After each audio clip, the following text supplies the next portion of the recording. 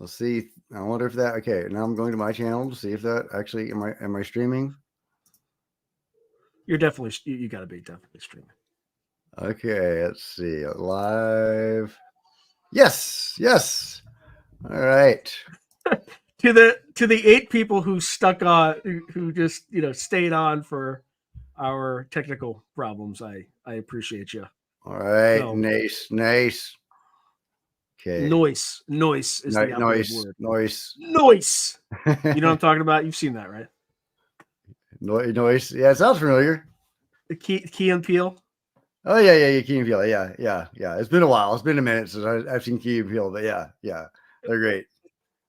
Yeah, I forget where I said I like accidentally said noise somewhere, and then it was like all of a sudden I got like 60 Key and Peele memes, and I'm like, yeah, I meant to say nice, but yes, noise. Noise. I love it. I love it. All right, so welcome to everyone, and we're gonna talk about here are kind of the topics I have teed up. So year in review. We'll probably speculate.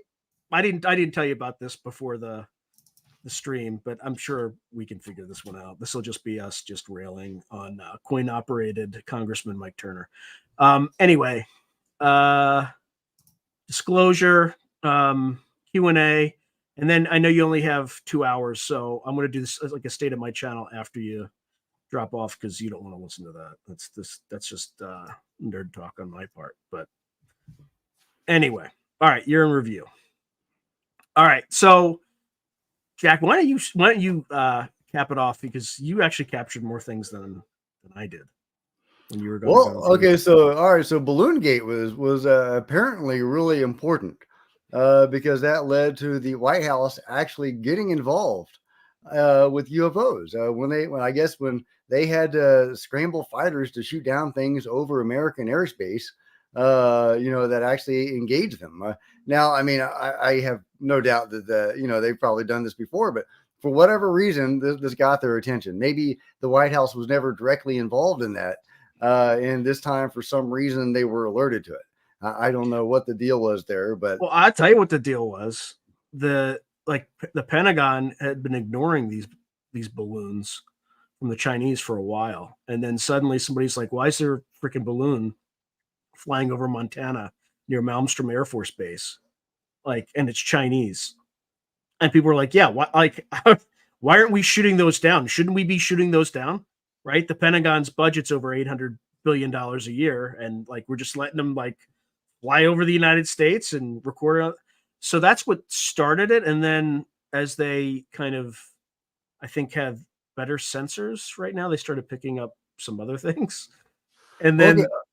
Yeah, go ahead. Yeah, well, Go ahead. I was actually going in a different direction than that. I was thinking, because there have been genuine UFO shoot downs, for a while, for a long time. That's been going on forever, and we'll shoot at them, they'll shoot at us. It's a thing.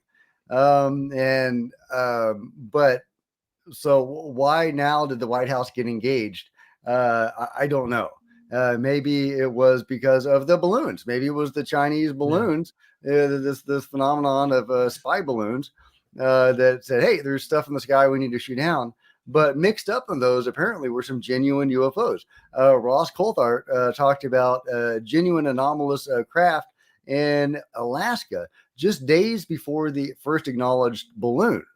So that's really interesting. And the fighters were scrambled and they tried to get them, but they eluded them handily, as you would expect a UFO to do. It's so weird when we're actually able to shoot these things down. And I'm not saying that's a good thing. I don't think it is. I don't know who we're shooting at. We could be shooting at the good guys. But anyway, but yeah, so they scrambled the fighters and the UFOs eluded them. And then there were the Chinese balloon. And then there were the other 3 objects that we still don't know what they were. They called off the search for the wreckage supposedly in all 3 cases. That's a weird thing to have happen 3 times. And for no video or photos ever to emerge. And it was right then when the White House started their own interoffice UFO agency. That's there's something going on. There was something anomalous that happened. I don't know what it was, but it does seem like there was more going on than just a spy balloon. And yeah, you go. The other thing that they conveniently did was they used the Chinese spy balloon to tuck it into the whole UAP classification to further obscure and delegitimize, in my opinion, the whole topic of non-human craft UAPs as opposed to just balloons. So now balloons would be UAPs, right? It could have been, but it was at that time that they created their own interoffice UFO agency that apparently had some hand in the Schumer-Rounds Amendment. They were coordinating with Schumer, so something was going on there, something genuine, and they won't talk about it. I forget the fellow who was leading that the interoffice agency. What is his name? But he's been mum. He hasn't said anything. He's been radar silent forever. We know his name. We know he was doing it. I don't know if he's still doing it. If anybody in the chat remembers his name, was it Jake Sullivan? Yeah, Jake Sullivan. Oh, the National Security Advisor. Yeah, Jake Sullivan. That guy. The same guy that decided to blow up the Russian pipeline. But anyway, I'm not going there. But okay. yeah. Anyway. I can because I also cover geopolitics, but either we did it or the British did it. There's absolutely no reason for the Russians to do it. But anyway, neither here nor there, but it's the same guy. According to Seymour Hersh, Jack, whatever his name is, the National Security Advisor convened a group of people to plan this event, according to Seymour Hersh, the same guy who exposed the My Lai massacre and all that stuff. So anyway, I'll just leave it at that. We can stay with UFOs because I don't want Jack's audience to bounce on Jake Sullivan stuff. I try to keep it non-political. I think this, it's just geopolitics. It's just, the National Security Advisor decided that it was worth risking a nuclear war to take out the pipeline and prevent the Germans and the rest of Europe from weakening in the knees because all their energy was tied to Russia. But that's it. That's all. No politics. Okay. All right. Well, but that guy was heading the interoffice UFO agency. And have you heard him make any public statements at all about this topic? Yeah. Where is this guy? What has he been doing? Apparently, he's a pretty important player in all of this. If he did have a hand in the Schumer-Rounds Amendment and coordinating with the White House and the Congress about UFOs, he is an important player in all this, and he's been mum. Is he a UFO guy, or was he just assigned it? No. He's so the National Security Advisor leads the principals. Hey, Christian. Hey, Shogo Norda, saying hello to someone. Guy. Hey, John Ramirez, how's it going? Oh yeah, I should start. I don't know what that means. Face fuchsia poop shape. But thank you, John. Sequa Flow, hello from Australia. Yeah. Happy New Year. Not quite yet, but we'll get there, Ian. Hey, Catkins. And Catkins is saying hello. Long live Cosmic Road, indeed. Yes. Hello, Shogun Orda. I guess it's a rare treat. You're the rare treat. I'm not. I'm just the guy next to the rare treat. Well, we just started, Christian, just a few minutes ago. Yeah, we had some technical difficulties. This isn't the John Ramirez, is it? No, but he's a regular on my channel, and he has always great comments. Okay, yeah. He's not CIA John Ramirez, as far as I know. John, correct me if I'm wrong. Yeah, you don't want to put him on the spot. Yeah, okay. And half of that was like technical difficulties, so you didn't miss the first 5 minutes or whatever. So only got Reef Aggression was in charge of the European area. That's right. Exactly. So Jake Sullivan was a big player in all of this. Where is he? Where is he commenting on stuff? What is he Yeah, doing? he does. So like the National Security Advisor heads the principals meeting. The principals meeting, it is an office within the White House. It's actually a very powerful position that coordinates all these interagencies. So like he would have a meeting with the Secretary of Defense, the head of national intelligence, all that stuff. And it's like this cell within the White House that has traditionally coordinated those sorts of things. So like Condoleezza Rice was National Security Advisor. I'm trying to think of other, but it's actually a pretty powerful position.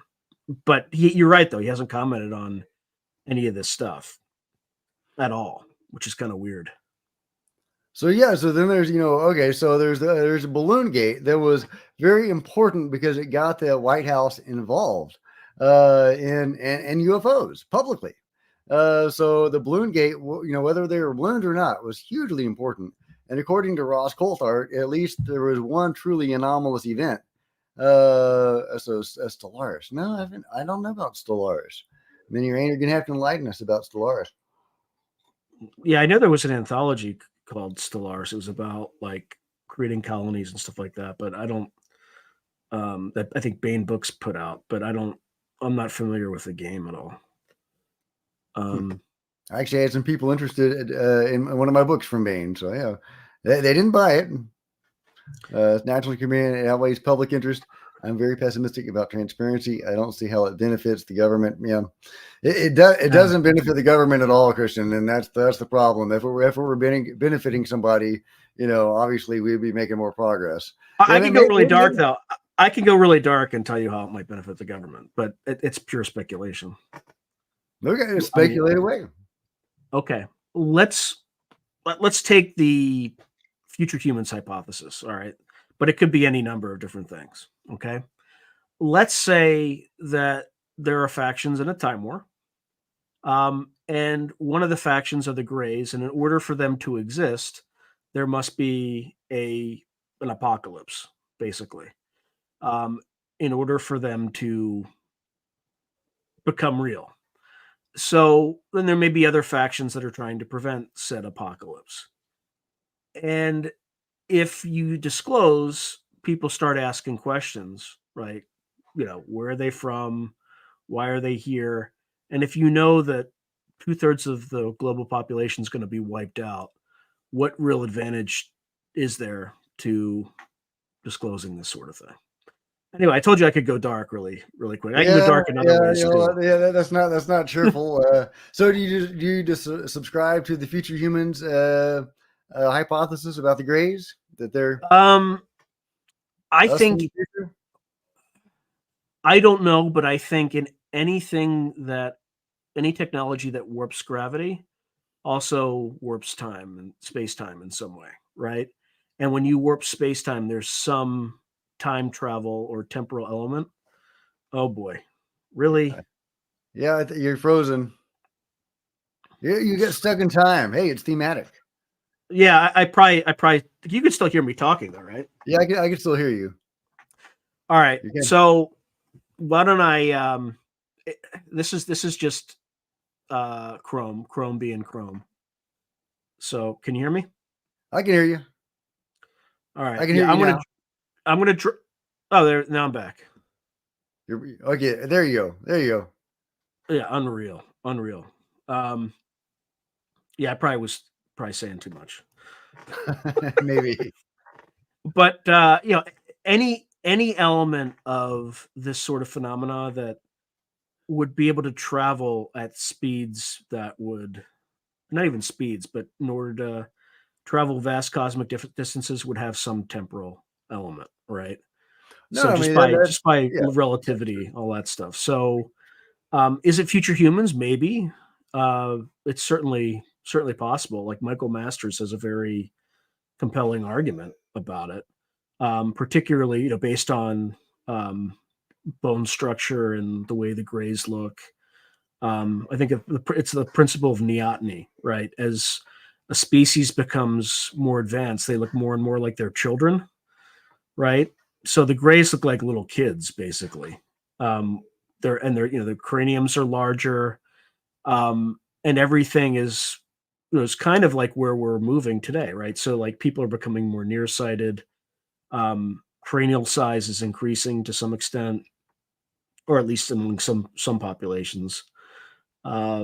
Speak for And yourself. My cranium size is decreasing. no, it's not. It doesn't change, man. I'm getting stupider as I get older. It's getting smaller.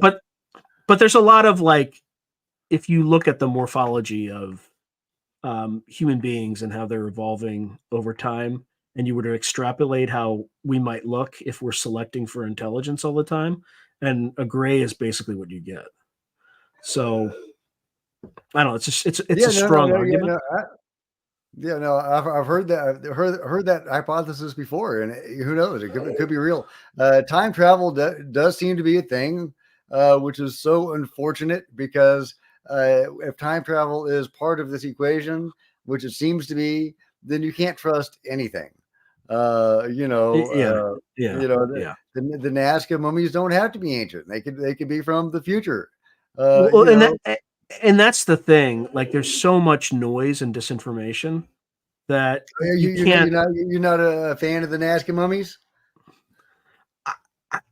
Look, they look. I'm gonna be. They look fake to me, but that doesn't mean they're fake, right? Like, I haven't spent a ton of time, but keep in mind that all this stuff, like, remember the Nevada, the Las Vegas crash. Mm-hmm. Remember that? Like, all this, and then all the stuff in Peru, all this stuff started happening when the Disclosure Amendment was working its way through. So if you're one of the parties that wants to keep this thing under a rock, you're going to start, blasting the noise into the signal to. It's all a psyop to make it look fringy. Right. Now, I don't know.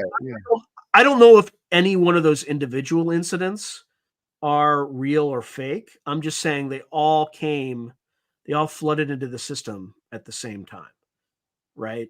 And well, in fairness, the Nazca mummies were discovered in like 2017 or something, or made public in 2017. Of course, that is the year that Lou Elizondo came out. So hey, you never know. But I really don't think so.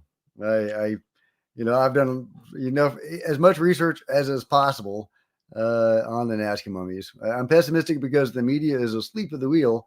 NBC, I don't think they're asleep. I think they're just reporting what they're told. Yeah. Oh, sorry.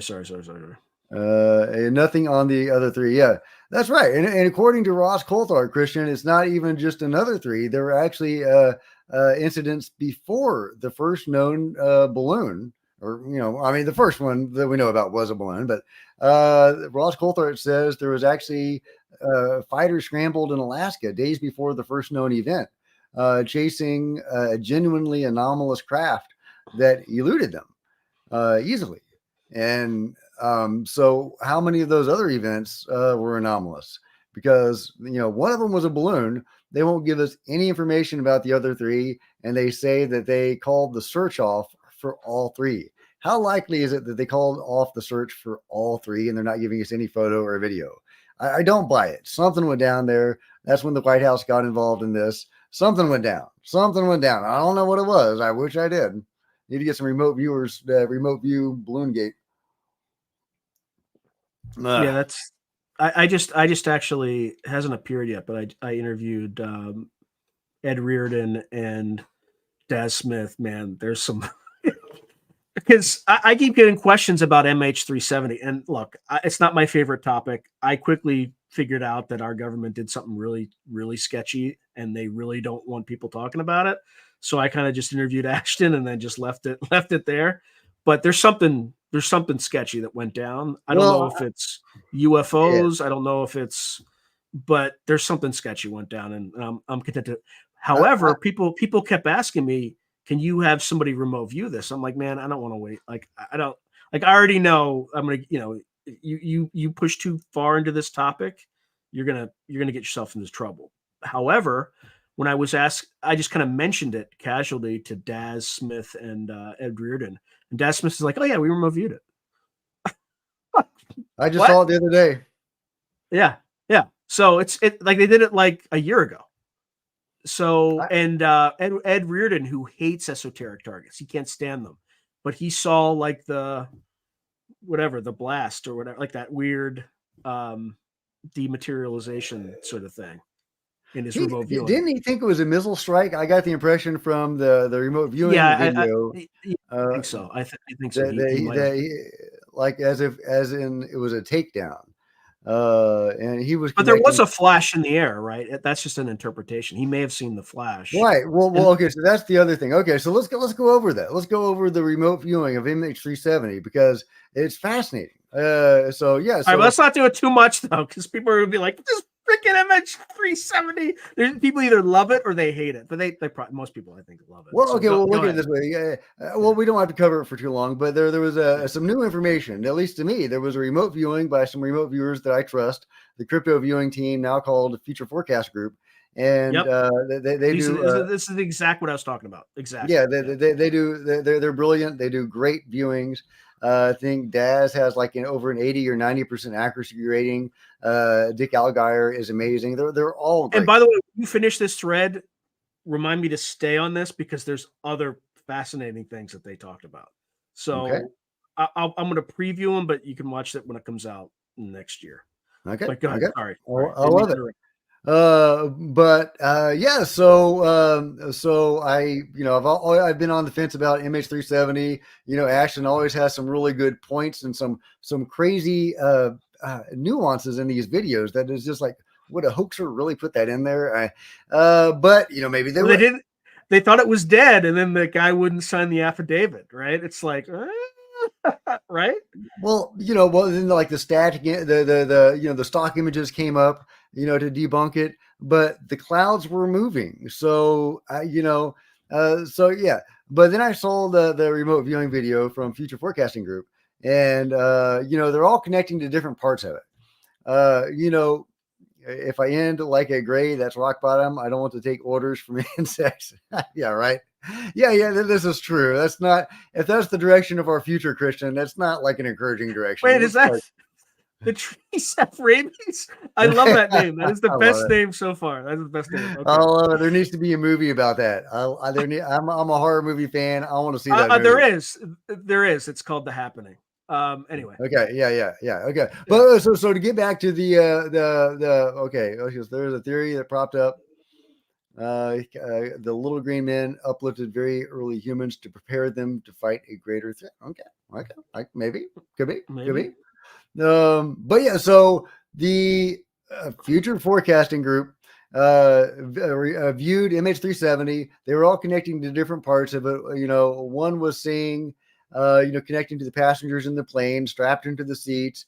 Edward was really connecting to the energy event. He wasn't quite sure what it was. His impression was it was an explosion, maybe a missile strike. But he's not certain of that. Another person was connecting to the falling. Another person was connecting to when it hit the water, there was a big whirlpool and it was sucked under. But and I think he saw it under the water.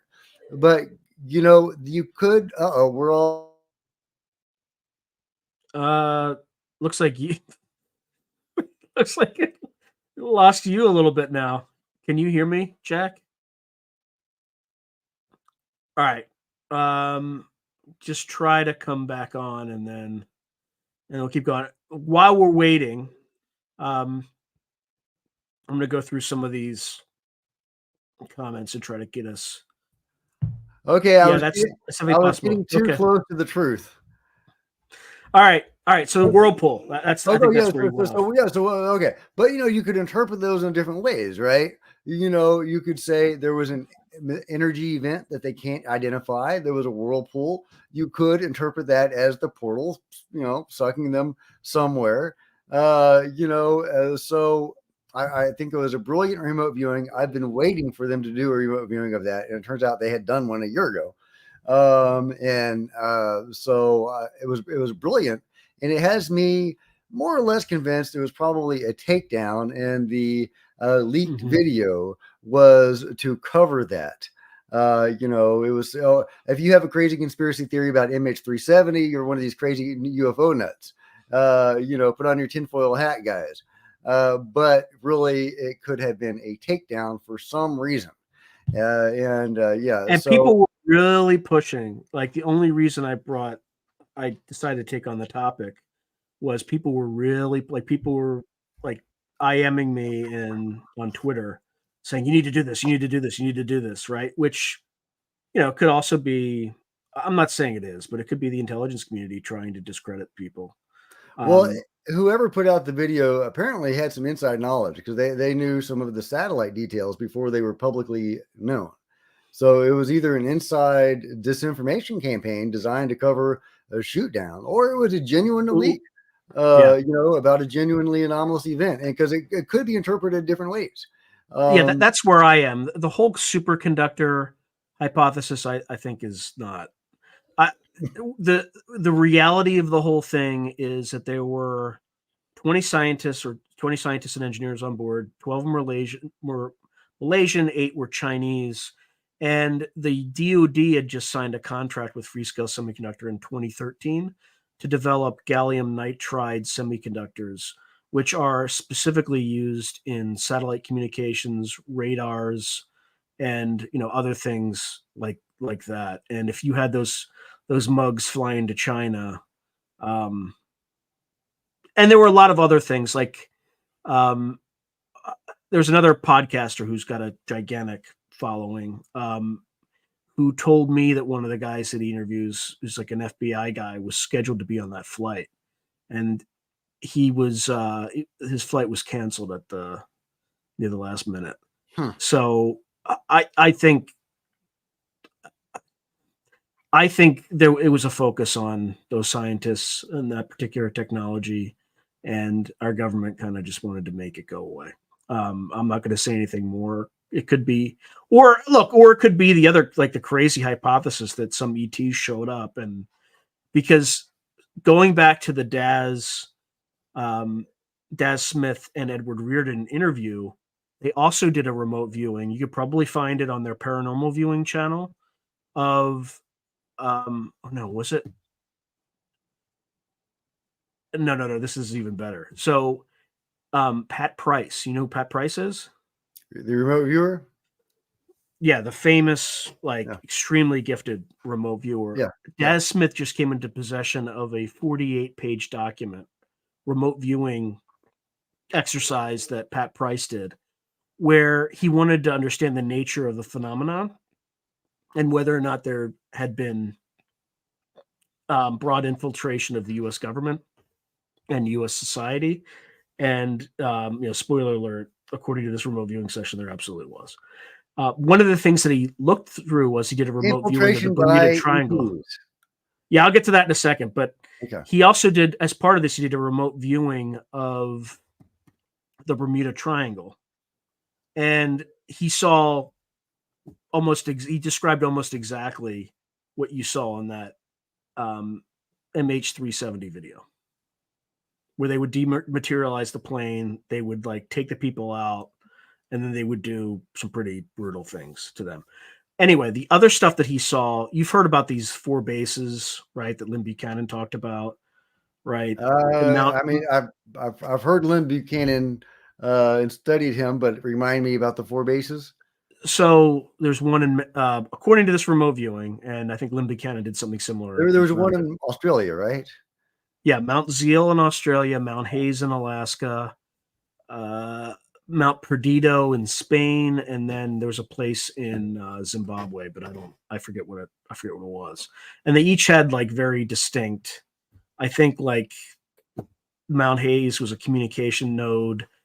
The Zimbabwe one was a parts center, where they would repair craft. I can't remember what the other 2 were, but anyway, these things were in there. But he also, it's a 48-page document. He also asked the question, are there any parts of society that have been infiltrated? And it was education, the military, government, academia. And he had it down to the parts of the president of this university has been compromised. And I asked more questions, what does that compromised mean? Does it mean they're a hybrid? Does it mean that they've been hacked invasion of the body snatcher, right? Yeah. Like, No.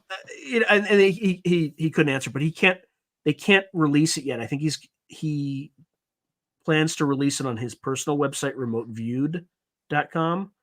And I think he plans to do it toward the end of January. My interview will appear before that, but it's pretty disturbing. Like, it's not black and white stuff. Yeah. Like, they're warring ETs. Some are good guys. Some are just kind of just doing experiments on humans. And there's what do they need to experiment on us for? What are the experiments? I don't know. He didn't go too much into it. The other thing that they were saying is that they were trying to play individual human countries against each other so that we didn't become a threat in the future. Which, I mean, if you look at what's going on, in the last 2 years, I mean, it's been an absolute clown show, right? So I'm not saying this is true or whatever. This is a remote viewing session. There's no way for him to verify it. But it was Pat Price, and Pat Price is the same guy who remote viewed an NSA facility and was literally reading project names off of folders in a file cabinet and getting them correct. That's amazing. Yeah. So that guy is the one that claimed all this stuff. So anyway, that's coming. Yeah. That's coming. Sounds like a great interview. I'll be there. I'll be watching. Yeah. So I just finished editing the audio today. Yeah. So anyway, I thought I'd just lay that out there. Let's see what other comments we have right now. Yeah, that's the other thing. Yeah.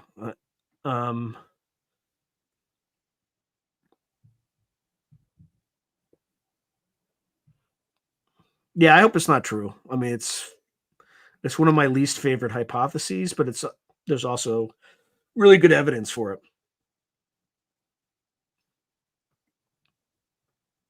Well, time manipulation definitely seems to be a thing, and some of these craft can seem to go outside of our reality, outside of space and time as we know it.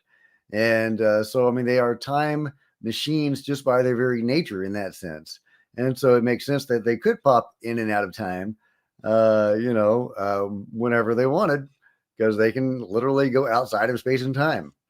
Well, So I think there's also another element too. I think there's also part of this is the ultra terrestrial hypothesis, right? So there's probably much more advanced beings living here that might not be in meat space, may be exactly as you said, outside space and time. So like the Bledsoe entities might be an indicator like that, right? Well, one of my favorite experiencers is Peter Maxwell Slattery. If you're familiar with Peter, are you familiar with Peter Maxwell Slattery? No. Say more. Okay. Well, there's a movie, there's a documentary. You should check it out called Multidimensional on Amazon. A documentary about him. I've been following him for a few years before that movie came out.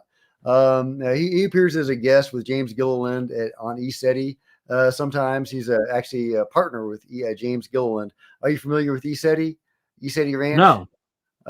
Is it Oregon or Washington? I forget. Where there's the paranormal mountain and the UFO mountain where all the UFOs. So there's this guy named James Gilliland that has a ranch overlooking this mountain. He's a near-death experiencer and a contactee of beings. And there's a lot of activity. It's one of those hot spots where there's a lot of UFO activity and also paranormal, spiritual, metaphysical activity. By the way, graphic design for free keeps saying hi there, so we should. Hey, graphic design, how's it going? All right, go ahead. Sorry to interrupt. Yeah. No. Happy to chat. But yeah, so ESETI, this awesome ranch overlooking this UFO hotspot, and James owns the ranch, and you can go there and camp out and watch UFOs, and it's really cool. And anyway, so and he does this whole thing. He's very metaphysical and very mystical. By the way, really quick, Manny Rain raises a great point, right? Big sky, little aircraft. So yes, it's hard to catch everything.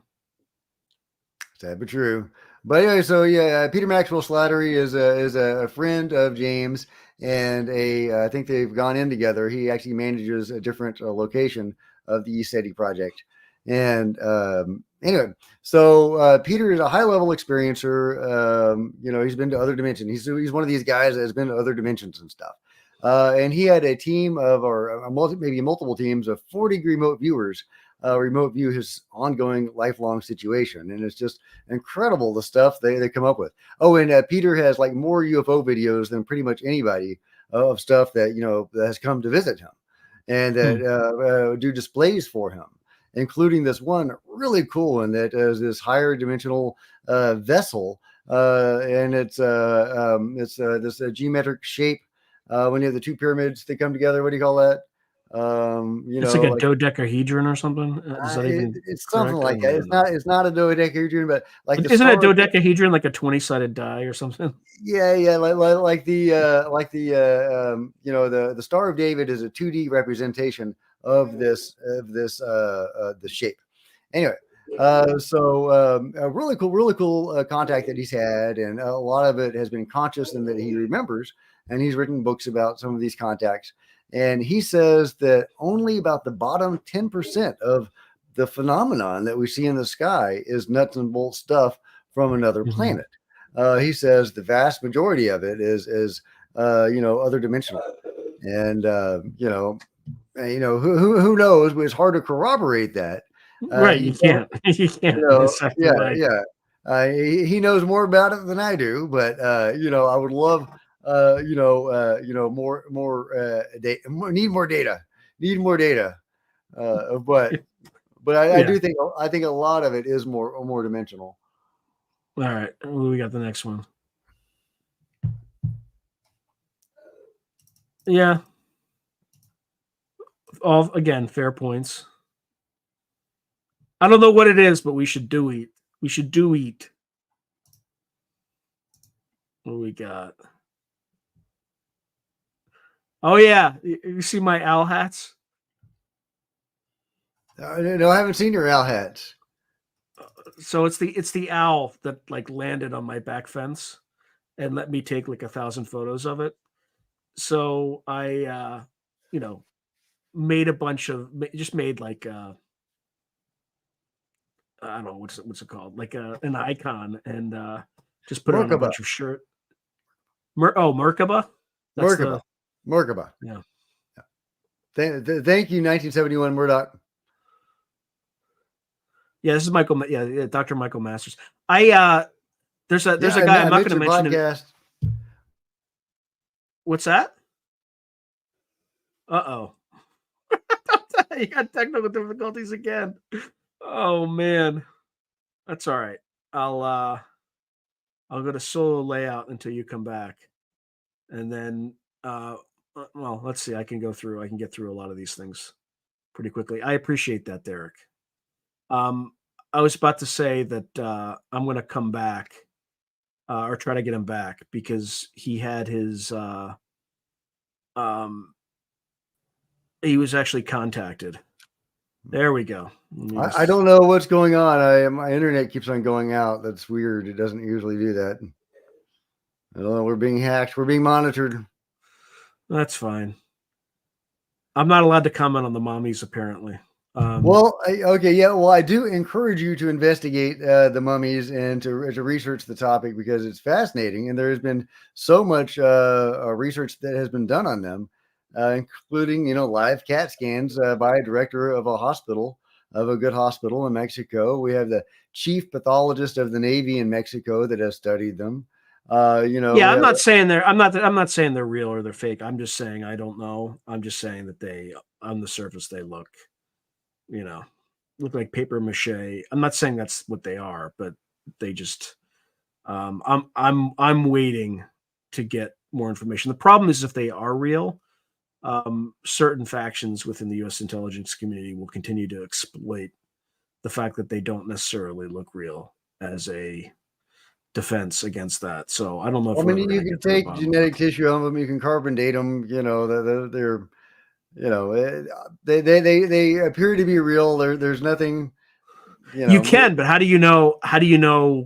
You know what I mean? Like we live in an era right now where a government agency will just say things like, "Oh, a bat bit a penguin, and then they ate a penguin and virus, right? And like people are I'm like, not going yeah, there. yeah, right. Like so that's the problem of the world we live in right now, right? Look, I'm not Okay, pushing you back against froze. it. I'm just Am I out? you're frozen again. Oh man. All right, I'm just gonna try to get through these. Yes, they do. They absolutely do great work. Um, yeah, I won't have you the okay. Let's see. It's possible. I don't know. You're talking about MH370. Yeah, I don't know. I'm not an expert on. Um, but again, it could fit the fake, i.e., someone in the intelligence community faked it to make something what really happened obscured. Oh yeah, yeah. That they definitely predicted that one. Here we go. Here we I don't go. know what the hell is going on. That's Let all me. right. Like I literally anytime you drop off, I just I race through the comments. So I don't. Yeah, this is odd. This is weird. This so is this is weird. just the remote view, like Daz and Daz Smith and Reardon and the rest of those guys, Dan Algieri, whatever they did predict And it. Dick Algeier, Daz Smith, yeah, all Edward Reardon, and there's several other really good ones over there at Future Forecasting. Yeah, I've been following them for a while. Yeah, I was a skeptic on remote viewing too. It just seemed way too woo woo and weird a few years ago. Now I'm all about the woo woo and weird. I love it because that's where the truth is, and I've had some experience with it, and got to get the word out. But Oh, this is interesting. Derek uh, Galloway. He's got some info on Ashton. oh my God, I don't want to spill dirt on people. But okay, No, he's not. Derek. He's not gonna say anything. Okay, Derek, what you got? No, yeah. Just yeah. Hey, Don. Okay, well, graphic design, they have done DNA testing on the mummies in all countries. Yeah, that's right. Well, I mean, so you think there are mummies in other countries? That's an interesting thought. I like that. All right, let's see. Yes. Oh, Christian says, I was talking to a theoretical physicist who had a talk with Nick Pope, and he wouldn't let Pope finish. I messaged him and showed him the documents and told him to watch certain episode of Skinwalker Ranch. I love that show. That is a great show. Yeah. Hey, Don, Apparently how's it going? the plane wasn't the same model. Okay. Hey, Don. Just want to say hello. Shout out to Don. Yeah, John Ramirez. I don't know about MH370. After watching that remote viewing, I'm inclined to think that it was some sort of takedown and then disinformation. But Ashton keeps bringing up these nuances of these videos that I have a hard time thinking that would be included in a hoax. But I don't know. I don't know. I've been waiting forever for a remote viewing, and then the remote viewing comes, and it can be interpreted different ways. There's a whirlpool. There's an energy event. But it looks like it was possibly a takedown, but I don't. Something sketchy clearly happened. That's where I am. Something sketchy happened. Yeah. Either way, the person that put out those videos had inside information, so it was either inside, disinformation designed to cover up something sketchy or something anomalous happened. I don't know which one. Wait to hear Deacon Bledsoe's God and UFO Deacon Bledsoe. Well, why didn't he test the spirits according to the New Testament direction? I think that's a dig at Chris. Yeah. That's a dig at the demonic. I don't know. What's the New Testament's directions? I don't. It's a fair question. Yeah. Yeah. Christian Morales. he said it a little bit less diplomatically than I did. I read that as a dig at Christian as Christian roots. But correct me if I'm wrong. So let me know more what you meant by that. Yeah. Don't they have enough DNA by now? Are we still on an unfinished project? You mean of like? I mean, I thought we were doing DNA on the mummies, but you may be talking about abductions. Yeah. And I think so. I don't, we might be an unfinished project, but they also have their own projects of creating hybrids and stuff. So is their project finished? I don't know if we're finished. If they're upgrading us periodically and this is our final form, that's a job half done, guys. But they do have their own projects as well. They're creating hybrids and they are among us. They are So among us, something was guys. incredibly vague. I'm not sure what was, but I'm sure we'll figure it out what we're talking about. Oh, thank you, Astro J. Yeah, it's that case is just an extremely intriguing case. The most intriguing. I mean, for me, what caught my attention is the intelligence community showed up and put them on lockdown. Like that's weird. That's always weird when that happens. So it just means that where there's smoke, there's fire. But I don't know. Who knows? Yeah, I love the Bledsoe story. I study it intently. Every little nugget I can get, I just devour. And Chris, if Chris is going to go to Utah in 2027, he thinks the lady might appear at that cliff in Utah. If you know what I'm talking about. Yeah, it's Butler's. What's it called? Yeah. It's like Butler's Wash or something like that. Yeah, something like that. Yeah.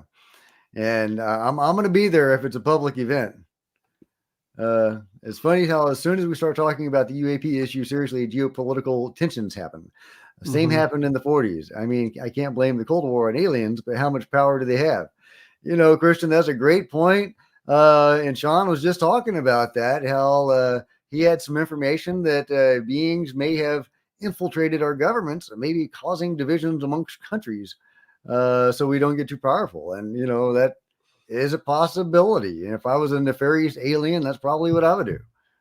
I mean, we do the same thing to third world, like countries in the developing world, right? So why wouldn't somebody outside do that? The same thing. Hi, UFO Hub.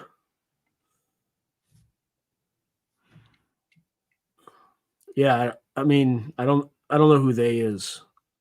The beings, I guess. Yeah, that's the other sketchy part too, right? Why can't they, if they're completely benevolent, why are they kind of hiding in the shadows, right? Well, I guess one interpretation could be the bad ones don't want to get caught, and the good ones are not wanting to interfere overtly, and they're trying to raise our consciousness steadily. Like the Phoenix Lights, there was a mass UFO sighting, but they did it at night. It's that kind of thing. Any updates on Lou's book? Yeah, I think the furniture wrecking is due to start in January. That's what I have heard. That's just when the dominoes are going to start to fall. I think Lou's book isn't coming out for a few months. Let me drop a truth bomb, which was reinforced by all the discoveries that JWST has done. Remind me who's JWST is? That's the James Webb Space Telescope. Okay. Oh yeah, fire, like actual open flames, are a uniquely Earth feature. Fire isn't. How is fire?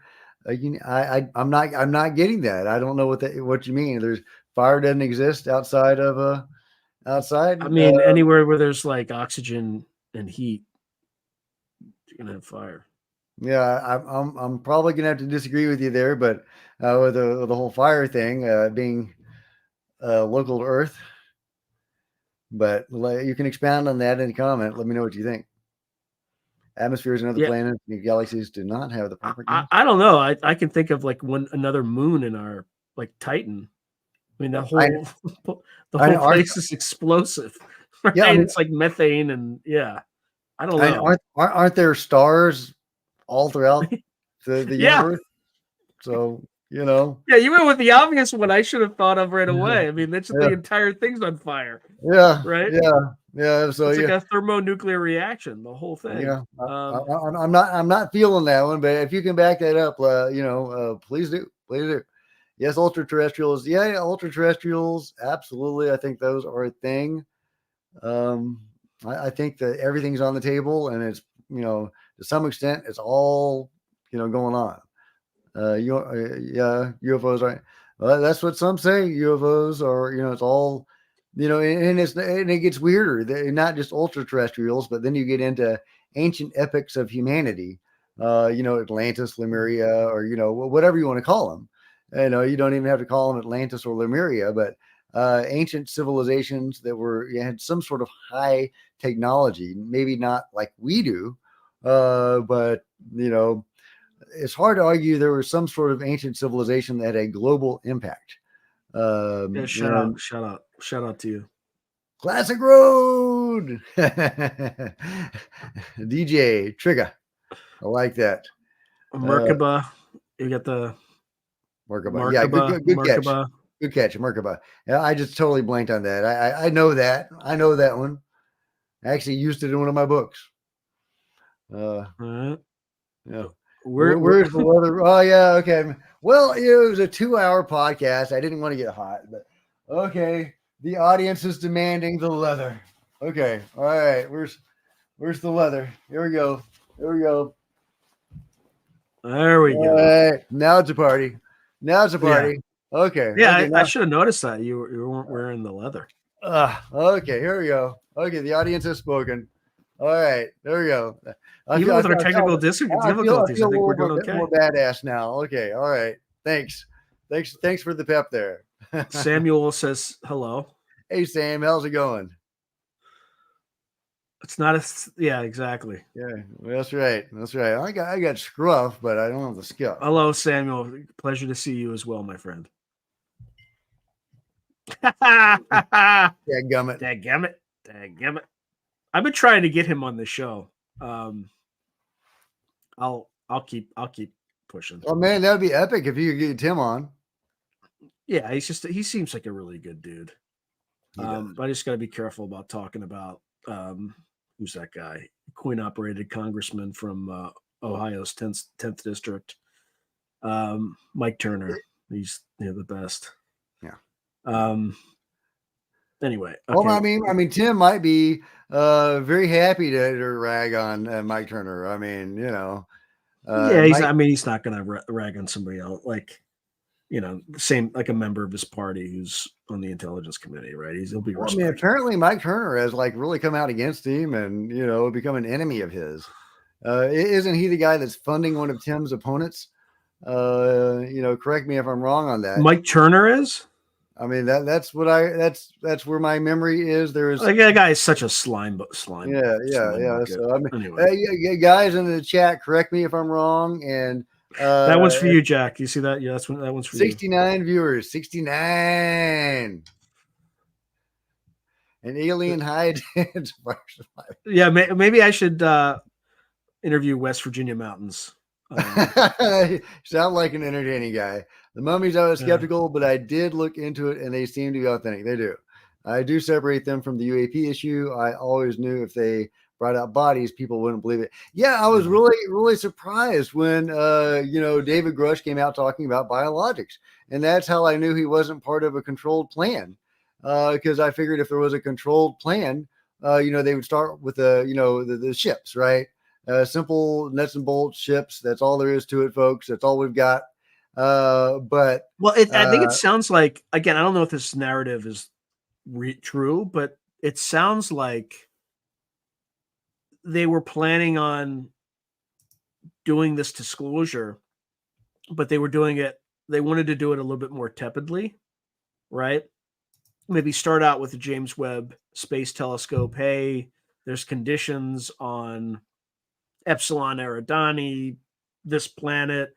And then they want to slowly walk it through. And then I think Dave Grush just came in and is like, we got craft, we got bodies. And they're just like, oh, right. And now they have to kind of, it feels kind of like that may be the case, but I don't know. So you think there was a disclosure plan, a slow roll, and then he just came in like a wrecking ball, and now they've got to come in and redo the whole thing from scratch. Yeah, because I think there's an event. I think there's an event that is, one was Roswell 47, right? So, 80 years after that gets you to 27, right? Or is that right? 2027. I'm not going to do math. I had a guest on the show the other day trying to get me to do math. I'm not falling for that trick again. Yeah, so like 80 years, like 80th anniversary. Maybe they had some. I'm making this up. I have no idea, but maybe they had some long-standing agreement where they're going to show up at a certain point, and the U.S. government has just been delaying, and then they're like, "Oh crap, we probably should let people know that this stuff is real before they like show up and people panic and stampede and like riot and all sorts of crazy things." But I don't know. So do you think something is coming? Something like maybe in 2027, I think there's an event. I think there's something external that's going to happen that requires them to prepare us. Well, I think what was it, Paul Hillier, who at some hearing or other was reading the book, the Jim Sparks book. If you're familiar with the Jim Sparks abductee contactee story, really interesting, amazing contactee story. Started off very hostile, to the beings and very against them, and they were not very friendly. And one time they like suffocated him because he wouldn't cooperate. Yeah, they took out all the air out of the room that he was in the ship. Anyway, but then eventually his experiences went on. He became very positive and very pro beings, and eventually he assisted them in group abductions. Yeah. So, but the beings told him that there were agreements with governments. And I mean, that sounds like Stockholm syndrome, doesn't it? well, okay. So according to the Edgar Mitchell Foundation, and you know who Edgar Mitchell is, right? Or was the astronaut? The astronaut, yeah. Well, according to and they've done a lot of research into these abductions. Hey, Don. Well, anyway, according to them, 8 out of 10 abductees that have been taken 10 times or more have a favorable view of their experiences. So is that Stockholm syndrome? Is that something else? I don't know. See, Christian says he didn't have time to do that, and I offered him a free week in a nice house in Puerto Rico if he read the documents and watched the episode of Skinwalker Ranch. And he couldn't do it. What? I want to go to Puerto Rico and watch Skinwalker Ranch.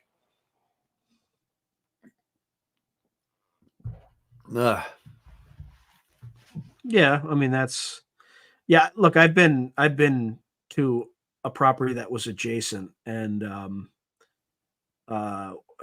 the owner of Skinwalker Ranch, I'm not going to say his name, is extremely well. I don't even know if it's him, but his legal department is extremely litigious. So if you try to put Skinwalker anything in any of your, you make a T-shirt, like his lawyers are on you like white on rice. Right. Right. It kind of pissed me off, to be honest. The Corey Good deposition. Did you ever see the Corey Good deposition? Trademark. Yeah, he's the secret space program guy, right?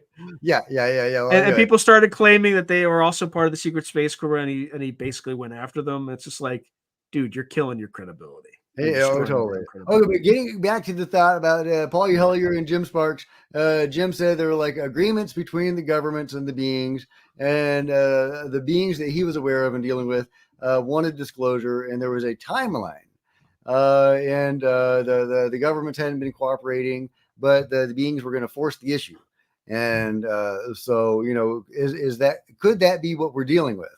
In 2026 or 2027, could the beings force the issue and have some sort of they can do it anytime they want. They can totally do it anytime they want it. Yeah, I kind of wish they would.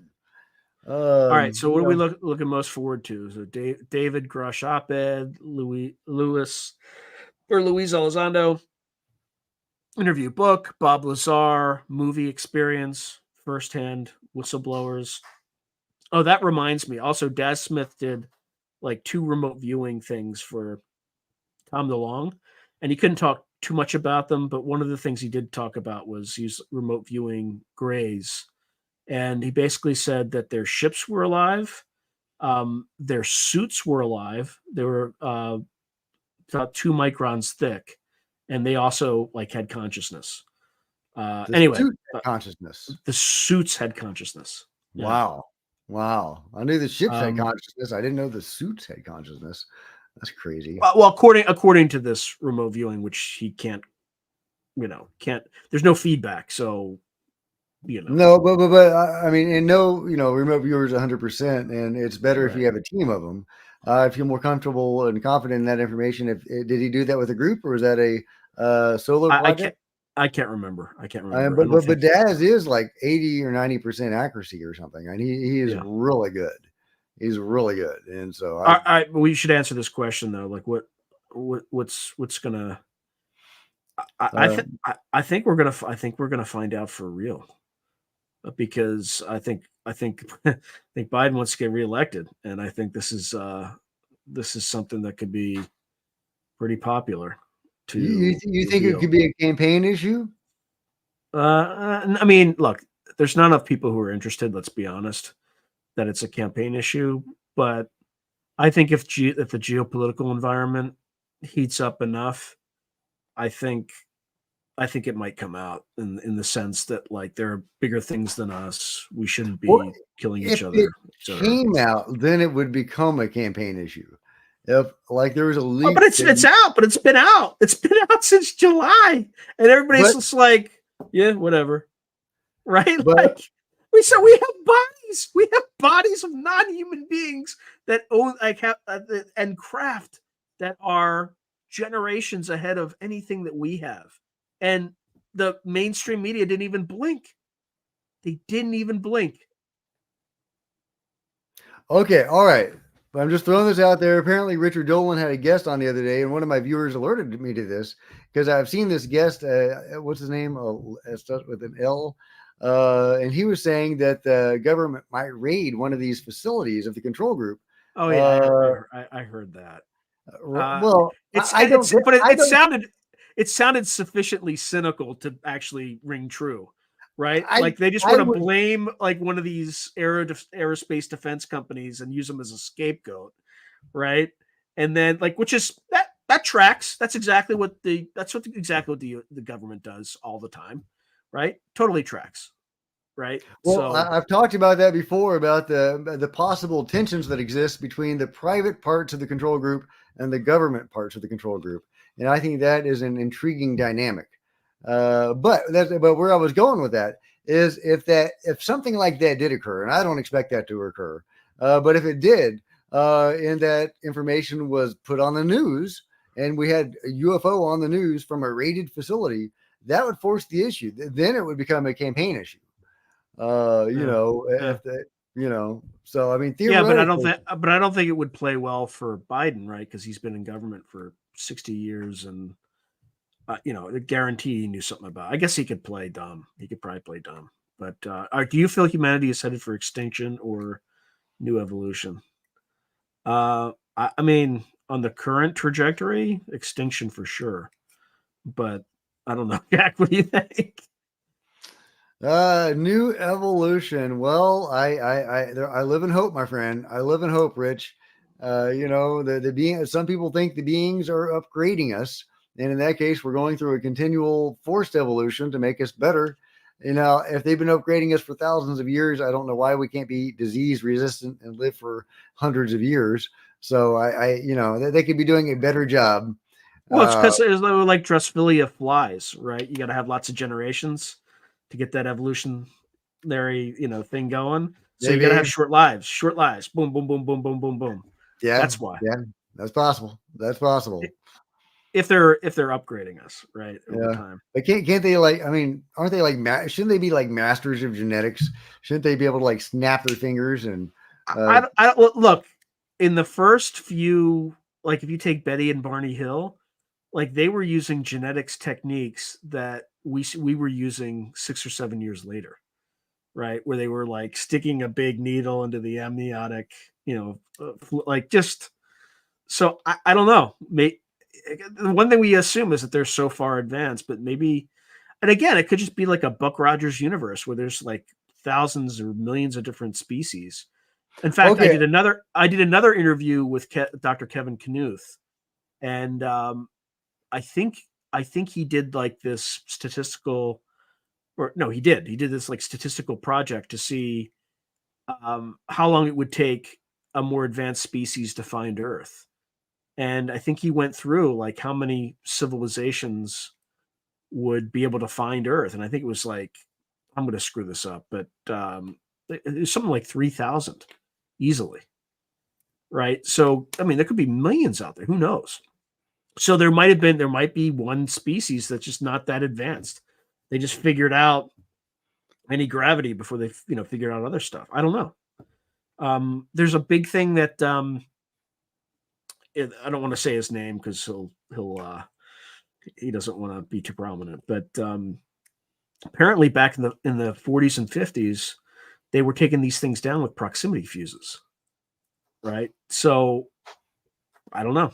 Maybe they're not as advanced as we think we are. Because if we came into like a slightly less advanced civilization and wanted to control it, we would make ourselves look like gods, right? Just to psyop the hell out of whatever that species was. Okay, right? all right. So that's a great point that you raised, and it's a weird point because the phenomenon has evolved according to what we can accept, apparently. Like the UFOs used to be much more nuts With like and bolts looking. rivets and Rivets which and doesn't make any stuff. sense in the So, vacuum of So, space. okay, right? and so I was watching Ryan Bledsoe, and I've heard this information before, but it registered on me anew when I was watching Ryan talk about his dad's experiences. And, he was during that first experience, oh my God. All right. I'll when he comes back, I'm just going to go through these in rapid motion so that who knows? Okay, this is the test for the Bledsoe entities. All right, so that's New Testament, John 1:4. Yeah, I'll have to check that out. I mean, it'd be interesting to find out what that is.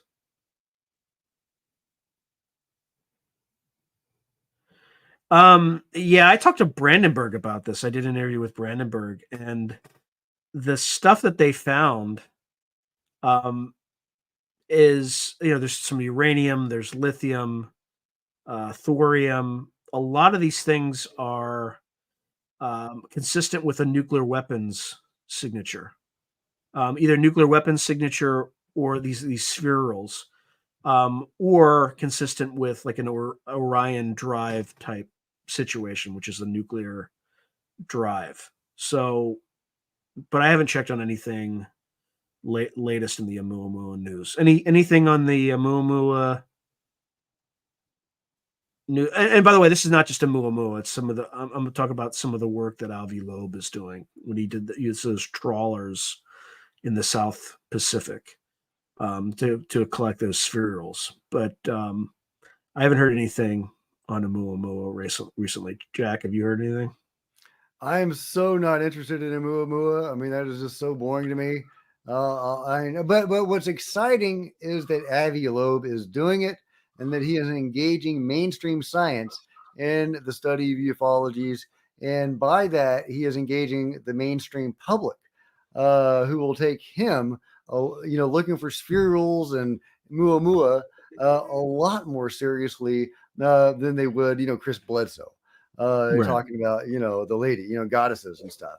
And so, but Chris Bledsoe is exciting. He's dealing with a freaking goddess or whatever, right? That multiple people have seen, and so the CIA and NASA are so interested in her. Well, the night before I interviewed Chris Bledsoe was the night that the owls showed up, and they haven't left since. Did you have any other anomalous events that happened around that time? Well, you've seen the owl, like we just talked about in the very beginning. I got 1,000 pictures of him, and I got within 5 feet of this owl, like this great horned owl. That's amazing. Yeah, I'm not gonna waste everybody's time showing his picture for the 11th time. But if you want to see what he looks like, just buy the hat. Go buy Sean's hat, guys. Just go to the spread shirt shop, and you can. I love it. I love can it. find Okay, Marvin. okay, I call him but Marvin. to get back to my point, we were talking about the evolving phenomenon over time, and what Ryan was talking about his dad's experiences, Chris Bledsoe, during that first event. There was this like cone of light or shaft of light or this ship, a vessel of light. There was this other dimensional ship that came around him and to him. And when he went aboard, he was seeing buttons and dials and stuff. But Oh no. Sorry, we'll get through. But by the way, Shogun Orta, thank you very much. All right, so I'm going to read your question. Do you think if the government partially discloses but says there are no abductions, you think people want to believe catastrophic disclosure baked in the cake? Yeah, I don't think any credible effort at disclosure where you don't talk about this abductions. I don't think they're going to get right to it. I don't think they're going to lead with it, but I think they'll eventually get there because they're going to have to. Nobody's going to believe them, and then you have the catastrophic disclosure thing.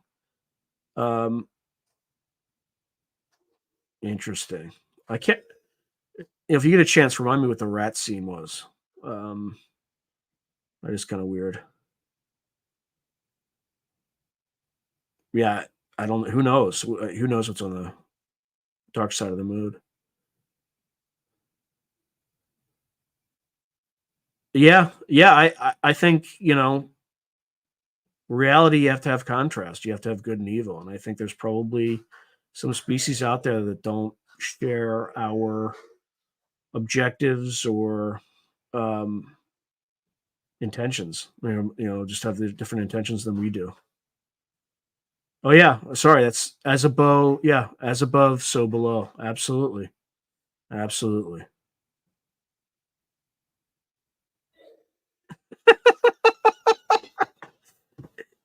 Yeah. I would put. I think Mike Turner is definitely a nominee for that. At least this year for me. He's up there. Coin operated congressman. But yeah, I've heard that too. All right. I think Jack is back, but device is not connected. There we go. There we go. okay, can you hear me? Yeah, you're good.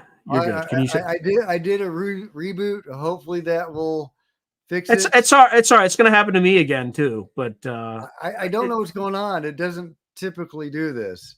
So either something's wrong with my computer, or I need a new modem, or something going we're on. talking about stuff we shouldn't be talking about. Yeah, it's possible. It's possible. Yeah, but That's the entertaining answer. It's probably not the real answer, but probably just a modem problem or a computer problem, but or connection problem. Anyway, but yeah, so Chris was taking aboard this other dimensional ship. He's seeing buttons and dials and levers and stuff, and the information that he's getting is that no, this is a representation, so that you can understand what you're looking at. It may serve the function of a button and a dial. It doesn't look like that to the beings, or that's not what it really is. But he can see it as a button and a dial.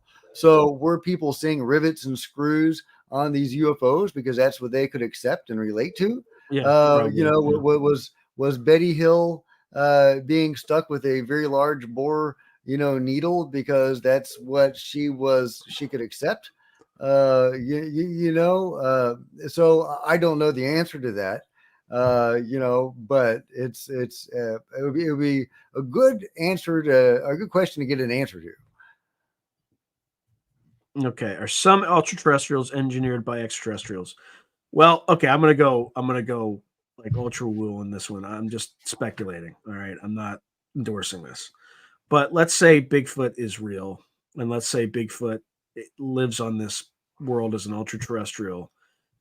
There have been some descriptions, particularly with the ranch, remote viewing ranch, the ranch. I forget what it's in Colorado, where they had like the fuzzies and all that stuff, where they would see ETs, but also see these Bigfoot like beings. And there was this incident with this Bigfoot like being. They were trying to explain to a human not to touch this box, and they had this big giant Bigfoot like entity touch it and then just pass out from the pain. So look, it's possible. And that's an example of a story that people claim to have seen in that ranch in Colorado. So it's possible. And that would be the example I would use. I mean, thank you, Dimitri. Yeah. Jack and Grant Cameron. Yeah, I should have. Grant Cameron's always game. He's always game for. I love Grant. You've had Grant on your show, right? Oh yeah, a lot. Yeah, a lot. Yeah. Grant is great. I love Grant. Yeah, and I would love to talk to Grant. I mean, I don't know how to get in touch with him, but I would love to have him on the show. How did I get in touch with him? I'll send you his email afterward. Okay, that'd be great. That'd be great. I don't know how I found. I mean, I think I just did an internet search for it, found it, and just like blindly emailed him, and he responded. Nice, cool. Atmospheric auction. Oh, okay. It's very cosmic seal. Well, okay. I don't know if it cannot. I mean, yeah, I don't know about that. I don't know either. AK Crazy Fool says he reported both of us. We've been reported. All right. Thanks, AK. Somebody had to do it. Are we humans also cryptids? Or maybe. Who knows? If the aliens are trying to raise our consciousness, we are doomed. I know, right? Yeah, they could try harder. Yeah, Tim Burchett is definitely the man. Yeah. All right, let's try to get through a lot of these because I have no idea how many of these there are. I have a sinking suspicion that there are like many, many comments. Yeah. The next one's down sulfur and selenium. Yeah. Yeah, that's probably right. He does talk really fast. But YouTube has a little function where you can just watch him at like half the speed. Right. Nice. So I watch a lot of shows at 2 times the speed because it actually, once your brain gets used to it, you can absorb a lot more material. Okay. Yeah, that's exactly what Jack was saying, that he was funding like a rival. That seems to be what's going on. So yeah, I don't think Tim would have a hard time ragging on Mike Turner. DS must be one of your fans. I'm glad he likes me. Yeah. Sean's a good guy. He does great interviews with fantastic guests. Anton Petrov has been doing amazing work covering. Yeah, we should check that out at some point. Yeah, because we do have this like ridiculous resource, right? That's out in space, watching all this stuff. But it's just question is like how fast does NASA own JW, like the James Webb Telescope, or is it somebody else? Because if NASA does, like, they probably scrub everything they find really quickly before anybody else can see. I know, right? Yeah. And then they claim we don't have the data. Yeah, Grush definitely made the ish. He did. Love it.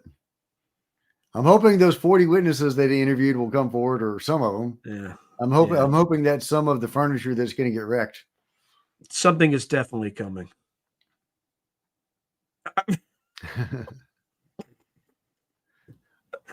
When did he find out wrestling was fake? Yeah. I'm sorry, anyone who just had their reality shattered from this comment from the West Virginia mountains. But if an alien enters wrestling, I will start watching wrestling. Yes. I don't know. I think you, like, Grace would get beaten pretty badly. Well, they can control your mind. I guess, but like, to us or to them, we're probably like gorillas, like silverback gorillas. If you don't control your mind, it's just like, I mean, Christian, thank you very much. Let's see, sensitive topics. People in the know get nervous. I don't know if insiders. I mean, you can never really tell when insiders get. Well, I mean, there's stuff that's not related to the phenomena that insiders get really, really scared. Usually, you can tell when they make like really super declarative statements, like the freest and fairest and things like that. They'll grab your wallet immediately when people start speaking in superlatives. That's when they have something to hide. Always. I'll just leave it at that. Yeah, I think it's 2026, but That's what CIA John Ramirez says. If we survive that, Chris Bledsoe says the lady says 2027. Oh, he's saying that now? Because he told me September 2026, September 23rd, 2026. He told what's his name? Well, if it's Jeff Mara. If it's 20, if Chris told you 26, then go with Chris's information. Well, he told Jeff Mara March 2026. So I think there's an issue with the translation, because I think somebody the date is whenever the star alignment rises. The red star Regulus aligns with the eyes of the Sphinx at dawn. So if there's somebody who can tell you the exact date on that, that's my first information on that was not coming from Chris. It was somebody that had decoded that, and it was 2027. But apparently they got it wrong, and that just got lodged in my head. If Chris is saying it's 2026. Yeah, but again, I don't. I think he just made a mistake. I don't think he was. Go with Chris's information. Let's see. Yeah, it is going slow, but keep in mind though, like there's a very small percentage of the population that's actively following this, and for us, it's not going slow. I mean, I know it seems like it's going slow. Yeah. You're totally right. I'm so annoyed with how slow it seems to be going, but just think how much progress we've made since 2017 when Lou came out of the closet. I mean, it's been amazing. Turner is in cahoots with the bad aliens. I think he's too stupid to be in cahoots with anybody but his wallet. Well, he's a pawn of the control group, and the control group may or may not be working with the bad aliens. It would not surprise me at all if the control group were working with nefarious entities. But we don't know. That's why we need to expose them and find out what the hell is going on. And they're shooting at beings. They're making deals with other beings. They've involved humanity in a cosmic conflict, and we need to know what the hell is going on. Yeah. So this is about I'm curious about what the catastrophic disclosure timeline means from the Seoul Conference whiteboard. I'm not sure what the whiteboard is, but at the Seoul Conference, there's two things that Nell said that kind of freaked the audience out. The first was like the NHIs have a vote. So if there's any form of disclosure, what are they going to do? Right. And people are like, oh, I didn't even consider that. The second thing is, what if a peer competitor announces it, right? Like what if the Chinese say, yeah, they're real. Your supposed democracy has been lying to you for 80 years. That would not play well in the US, and it would play to China's advantage. So, and frankly, like if they did that, I would trust them more than our own government. If they, which is a lot, which is saying a lot for me, because I don't. But if they were going to do that, wouldn't they have done that long ago? Why would they do it now? Well, you do that, and then you invade Taiwan. you just drop as much chaos. You just drop as much chaos into the U.S. political system as you can, and then do your thing while they're completely distracted with internal strife and chaos. Anyway, sorry, my brain thinks that way. So, they're not. Bledsoe's claim is that Hal Pavmeyer said that they because he was an expert on the moon, the NASA guy, who claimed there were like mushroom-shaped buildings on the dark side of the moon. So yeah, I believe it. I think NASA knows about this stuff, and I think they just airbrush everything and suck up our tax money and don't deliver anything in return. There's actually various points of corroboration about structures on the moon. That's seems to be a thing, and also probably Mars. So yeah. Huh. Yeah, Three Body Problem is the one by, it was like a Chinese author. And it's supposedly a pretty good book, but I have not read it. But I I've had haven't a either. friend who used to work in the intelligence community. He's like, it's actually a very good book.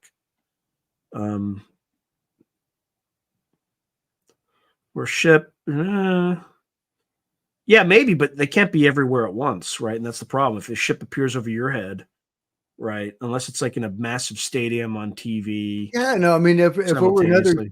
were another Phoenix Lights incident, but during the daytime, that would do it. Or a Phoenix Lights over a few different cities. Because the Phoenix Lights, actually, that one ship moved across the whole state and a part of another state. So, it was a huge scale thing. You don't trust Tim Taylor? Well, Well, I think you mean Travis Tim Taylor, or do you mean Travis who's the Taylor. other? Travis Travis. Taylor. Tra- I don't Tra- trust Tra- him. Travis, is it Travis Taylor? I don't trust him either. The reason I Oh, I don't love trust him. Travis. No, that's hearsay. Travis is awesome. No, let me lay this one to rest.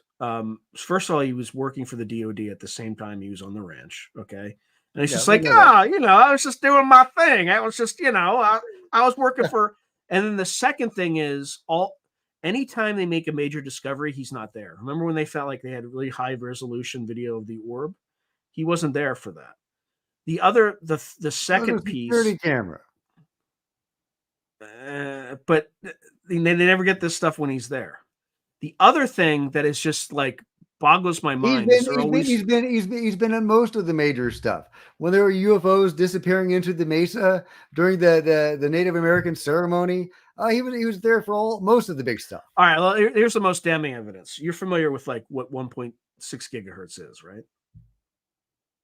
It's literally iridium sat phones that we, like, our special forces use. So like Delta uses, they transmit at that frequency. Well, that's what alerted him, and that's why he contacted his people in the DoD to say, "Hey, I think there's some foreign skullduggery at Skinwalker Ranch," and that's how he became the chief scientist for the UAP task force. He partnered up with Jay Stratton, and that's interesting, isn't it? Let me play that out. Okay. Okay, hey guys, play it out. are you got any Delta teams out there? Why, yes, we do. But don't worry. Why don't you just come on board? No problem. We could use you a little bit. Let's just try to record some of this stuff. But when we're starting to talk about apportations, just make it kind of go away. Just make that stuff go away. And that's what he's been doing ever since. No, they've no, that's nonsense. You haven't been watching this show. They've discovered. Look, that guy will not talk to me because he knows better. He knows I will sniff that out. Okay, but that's not true though. They've discovered evidence of portals, things under the ground, structures or tunnels under the ground, all sorts of crazy things that they have discovered on that property that he has been part of. Now, does he know things that he can't say, like some of what our assets are doing? Sure he does. And of course, we have people that are monitoring that situation very closely. But no, he doesn't seem to be doing anything nefarious. You know, the company that he joined, right? Radiance Technologies. Mm-hmm. With Jay Stratton. You know, those guys are allegedly trying to put a freaking nuke on a UAP propulsion system. You know that, right? Okay, run that by me again. Yeah, they're putting a nuke on a allegedly, according to Sheehan. Well, yeah, that's Sheehan. I'm sorry, I'm not going by Sheehan. He's more right than he's wrong. He's more right than he's wrong. Sheehan says a lot of stuff. Says a lot of stuff. Look, I'm not saying that Travis Taylor is all bad. I'm just saying he's working for the government. He's dual hatting, and he's keeping some of the stuff that your government doesn't want you to know, he's kind of keeping that off to the side a little bit and Well, doing his best to. None of them can reveal all they know, and that's just unfortunately the way it is. I know, but there's stuff that they discover on the ranch that he makes go away. There's too many people involved in that investigation and the production for him to be able to do that. So I mean, it's not like he's controlling anything, any aspect of the investigation or the production. So I'm not seeing that. I'm gonna have to agree to disagree. Am I out again? Oh my god. No, you're still. Oh no. All right, that's all right. I can get through some more of the. I trust Brandon Fugel, but I don't trust.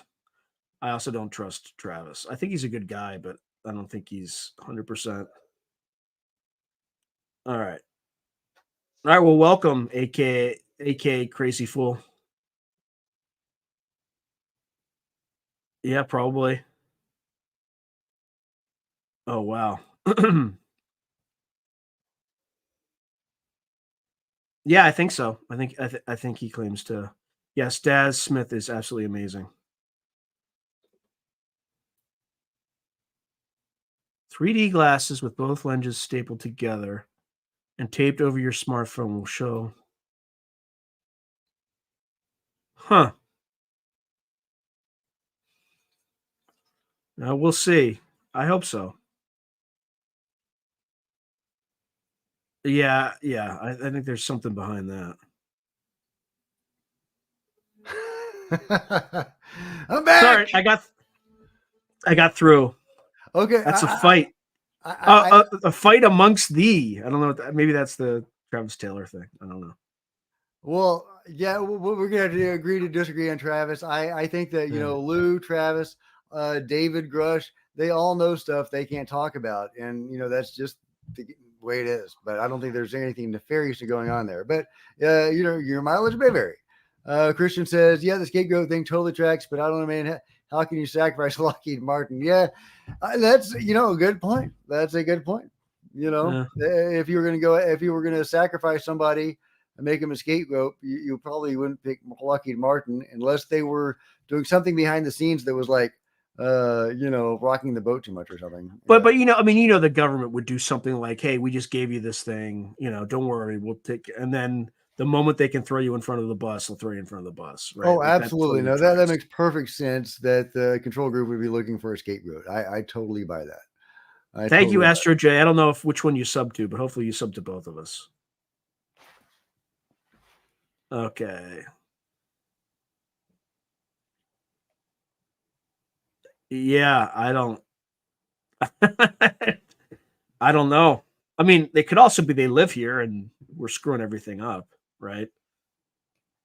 Well, they do that a lot. They do that a lot with experiencers. We were talking about Jim Sparks earlier, and there's they were basically brainwashing him to be pro-environment. Not that that's a bad thing, but they were hooking things up to him, and that was some of the marks that were left on his body. He discovered where it was from this gizmo, where they would make him look at images of nature, beautiful, lovely nature, and he would be made to feel really, really good. And then they would be make him look at scenes of devastation and apocalypse and catastrophe and pollution, and he would be made to feel really, really, really terrible. It's like a Clockwork Orange. You ever see that movie? Yeah. Where they have his eyes like pinned open. I made the mistake of trying to get my wife to watch that movie, and it was not. Oh, like when I first met my wife, that was like mandatory view. I'm like, this is my favorite movie, and she's just like, oh my god, what did I get myself into? This guy's crazy. Well, she made me turn it off after about 15 minutes, unfortunately. But they show people scenes of devastation and catastrophe and apocalypse and ruin. And it's a Ludovico technique. It's the Ludovico technique. From the general thrust of it does seem to be you need to be better to the environment and the planet. And I don't think anybody's arguing with that. But they kind of did torture Jim Sparks into believing that way.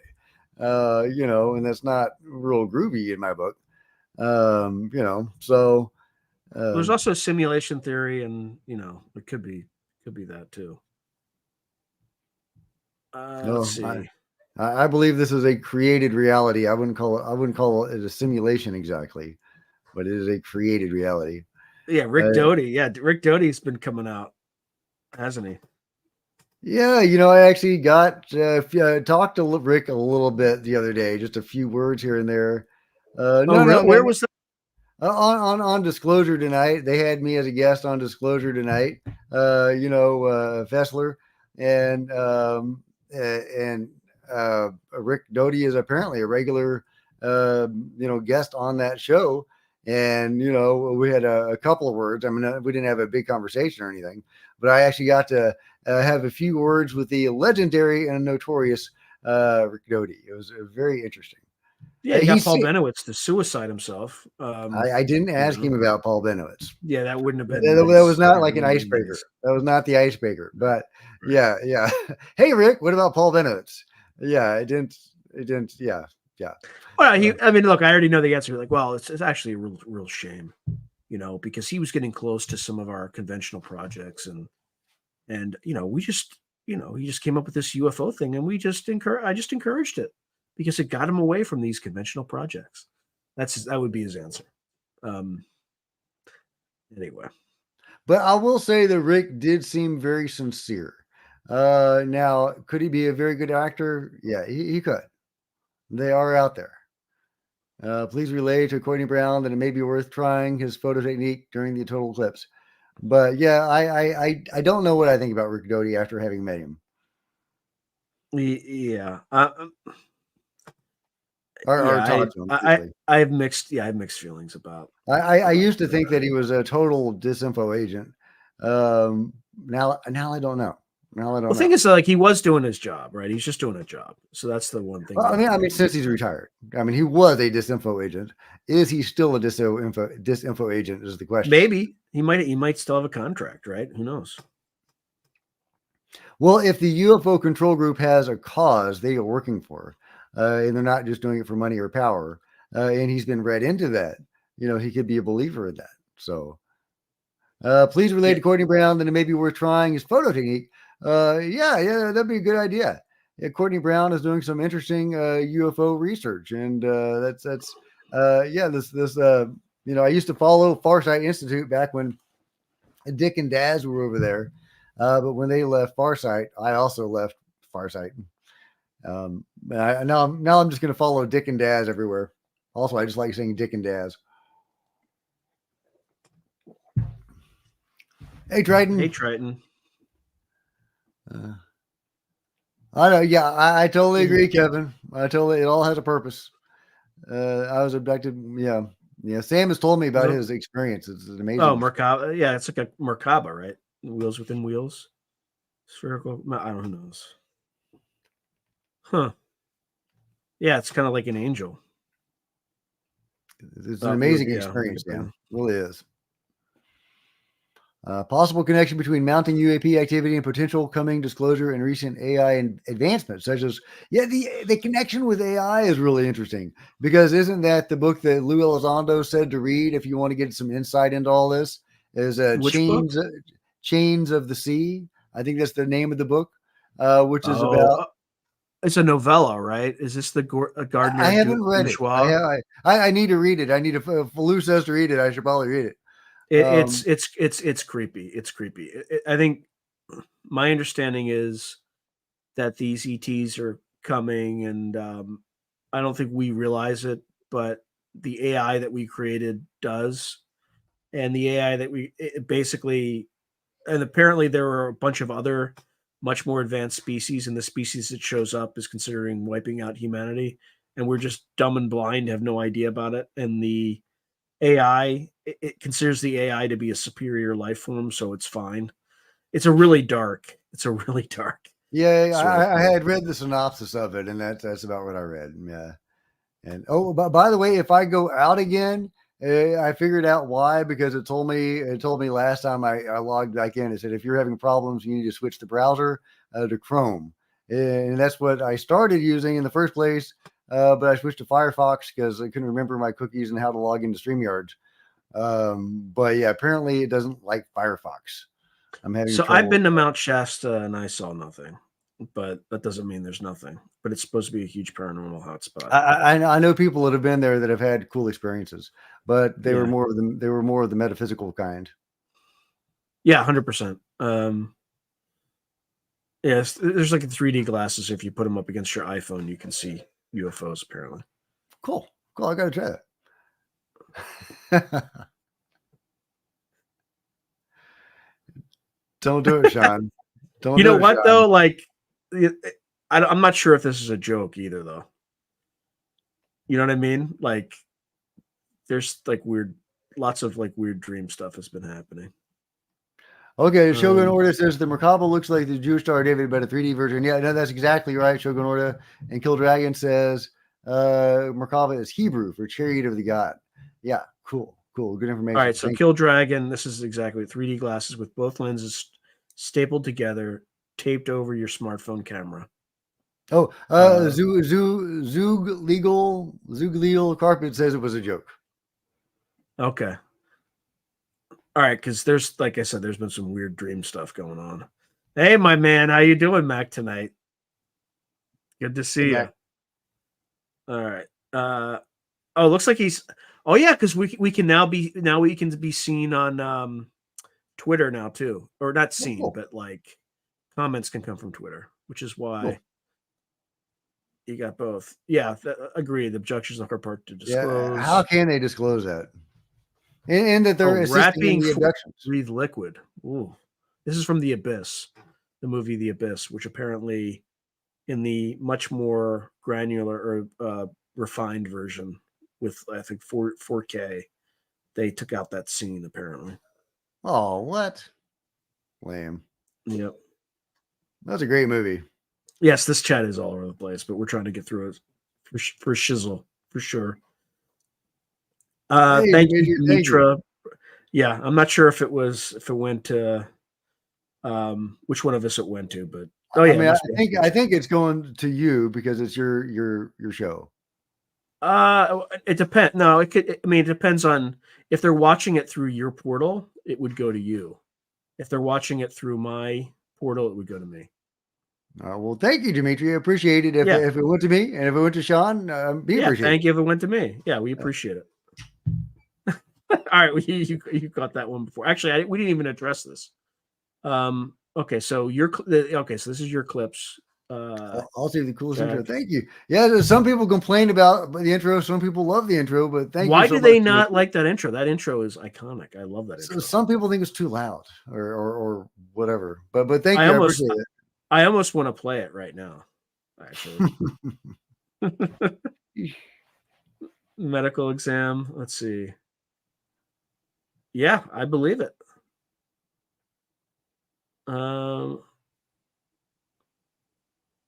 I don't know. Again, this is what they talked about the Soul Foundation. If we disclose, will the UHI or sorry, the NHI change? Well, who was it that said? Was it Lou Elizondo or Chris Mellon? I think it was one of those guys that said, "Well, if we have disclosure, what will be their reason for not interfering? Being overt now. They're being covert because we haven't disclosed. But as soon as we disclose, am I out again? Yeah, now you are. All right, that's fine. I'll keep moving. Okay. Yeah, we froze again, so.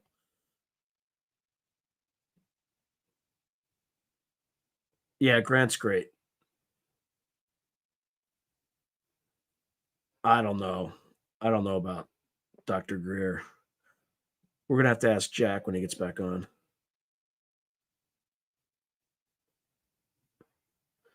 Yeah, Mike Turner, I agree. Sean Kirkpatrick, the guy's just doing his job, right? I think what happened with oops, I'm on the wrong.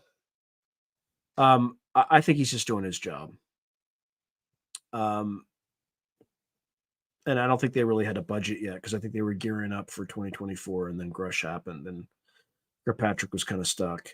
Susan Go, I mean, it's her job to lie. right? She's a chief Pentagon spokesperson. So Bill Nelson was kind of an ass when he was dismissing some stuff. But all right, you're back, right? I'm back. I've got about All right. 10 more minutes. Okay, so all right, let's try to get through. Let's try to blast through these. Okay, everything is conscious include. Yeah, maybe. Everything is consciousness. That's what they. Yeah, you don't make deals with gorillas to kidnap them. That's fair. Be nice to the gorillas. Yeah, but I don't think Tucker Carlson knows more than we do. I think he probably is just up to speed. Yeah, maybe. Yeah, well, he's also mentioned the spiritual component and the metaphysical component.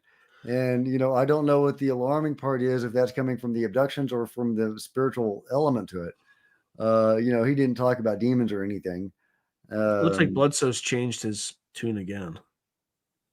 Who knows, man? Yeah, I thought it was 27, but that might be more recent. That might be a more recent one. My memory is bad, so I'm just gifted 5 Cosmic Road memberships. Thank you, Kyle. I appreciate that. That's awesome. That's in moons in the. Let's see. We've heard on numerous occasions that NHIs are from the cosmos, yet now they are supposed to be from here. Which is it? Yeah. Maybe it's both. Maybe it's both. I think there's cryptids, there's other dimensionals, there's time travelers, there's people from different planets in our reality, classic aliens, there's, it could be rogue future AI, alien, I think all of the above is possible and likely. All right, so trust 1971 Marduk will trust Danny Sheehan over Trump. I heard that he wasn't Lou Elizondo's lawyer anymore. I heard a rumor. I don't know if that's confirmed yet.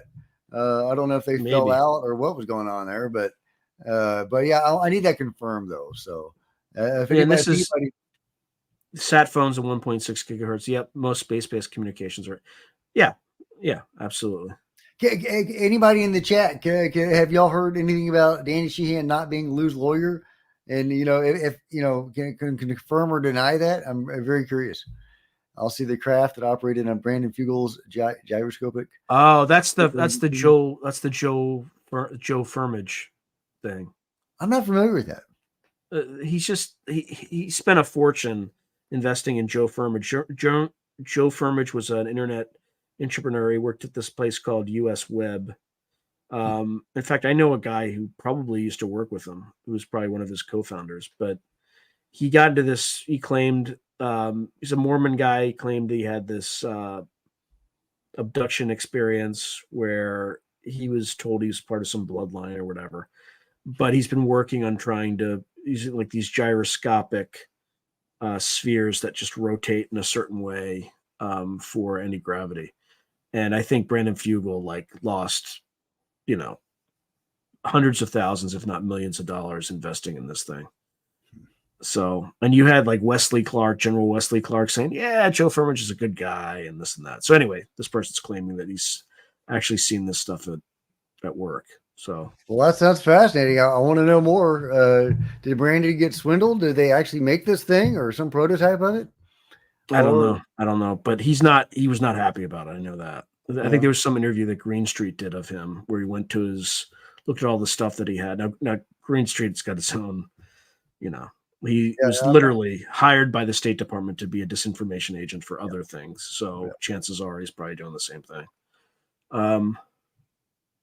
The face of an object that a projectile, that a profile clan, Yeah, I think a lot of stuff you say on Skinwalker Ranch is also mental projection, right? Like you see stuff that, like the guys that with the 2 dogs and tweed jackets that were smoking, right? That, right? Yeah, that's a great story. I love that story. Yeah, but on the show they don't go there. They don't talk about the weird stuff. They'll talk about portals and UFOs and cattle mutilations and stuff like that, but they don't get into the woo or the dogmen.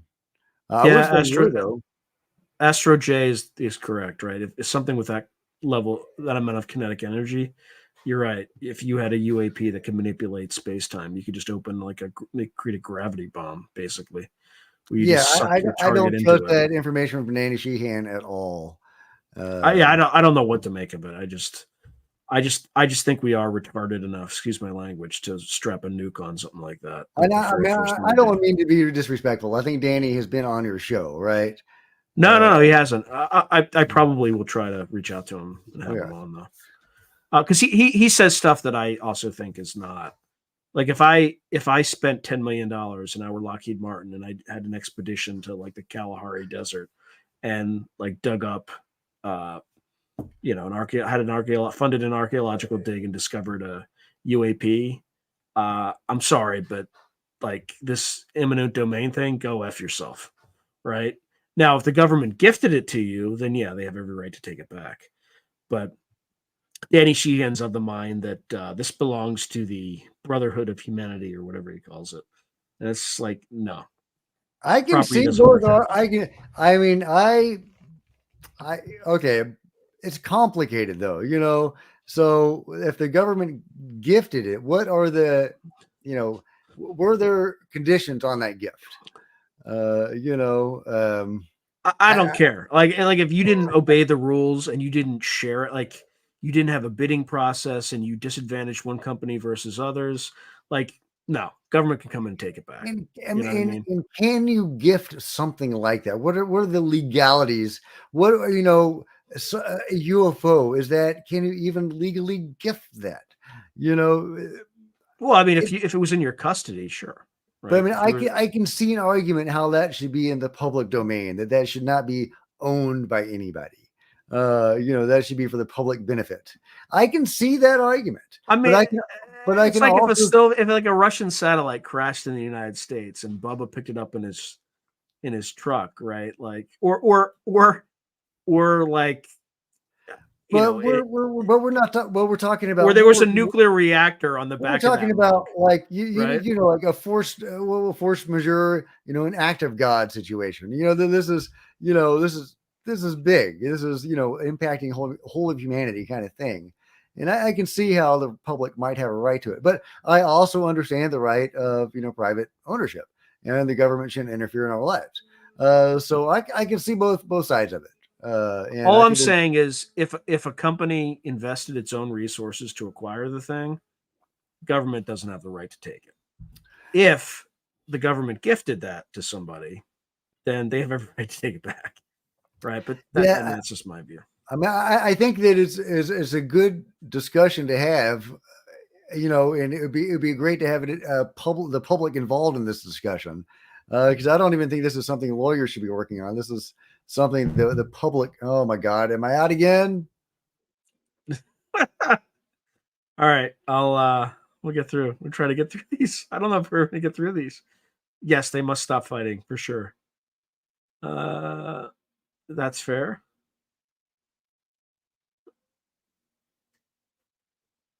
No, I think it's they just don't like the fact that there's something more powerful than them doing whatever it wants whenever it wants.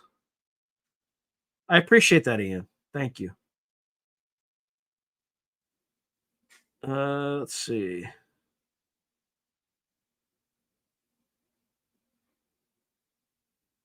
Yeah, speaking of George Norrie, I'm going to be on Coast to Coast AM on January 8th.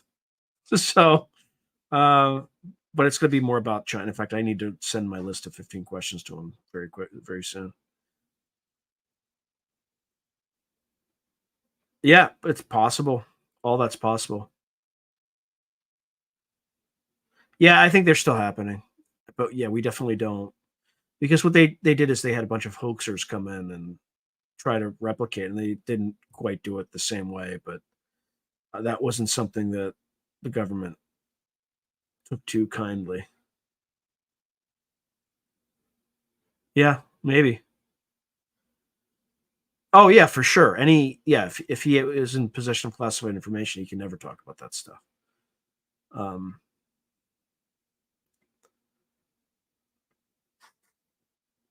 they are. Add Ed Reardon to it too. Oh, I'm gonna have to. Richard Dolan's definitely up there. Leo Springfield is up there. John Keel, Keel, I think it's John Keel, also up there. Probably Jacques Vallée, and then I'm probably missing. I can't think of a. Here we go. Okay. Man, you just can't get a break. You joined during the perfect time though. Top 5 ufologists. I got to 4, but I can't think of what's his name? The nuclear guy. Canadian nuclear physicist. I can see his face, but I can't. Who are your top 5? Top 5 ufologists. I mean, Leonard Stringfield. I mean, just go to the classics. I said he was my number 2. Who else? Okay, yeah, Jacques Vallée. Yep, he's on my list. No, let's see. God, springing this on me. I've got to think about that. Of 5 favorite ufologists. I want to talk about 5 favorite experiencers. That's I should add Grant Cameron too. I didn't throw him in there. But there's there's a guy who's like I had 6. But there's a nuclear guy. He's not alive anymore. He's not around with us, but he's been like huge. But I said Richard Dolan, Leo Stringfield, Jacques Vallée, the nuclear physicist guy. You're talking about Stanton Grant Friedman? Cameron. You're not talking about Stanton. He's not. Yes. Was he a nuclear physicist? Friedman. Okay, yeah. I knew he was some sort of science background. But yeah, Stanton Friedman was great. I love Stanton, and I'd include him too. He really pioneered the research into Area 51. Okay, and we actually covered this one. The Mark looks like Marcus. Yeah, no, you're bang on, and we're behind in the. I've got to go, guys. My wife is going to bed, and it's 11 o'clock here. All right, I'm going to continue racing through these things, and then Greer. Don't get me started on Greer. I have a nuanced take on Greer. It's not all hate. He's done some good. Bringing forth good whistleblowers and popularizing CE5, but he spread so much disinformation saying there's no alien abductions. It's all the government. Yes, there are government abductions, but it is a vast, huge phenomenon, and it is clearly. Yeah, I mean, could you imagine how much money they would have to spend to do that, and why would they waste resources doing it? Yeah, and Greer's idea that it's all for disinformation to get people afraid of the phenomenon. It's a psyop. How does that make sense? They wipe people's mind. If they wanted people to be afraid of the phenomenon, they wouldn't wipe people's mind. They wouldn't be clandestine about it.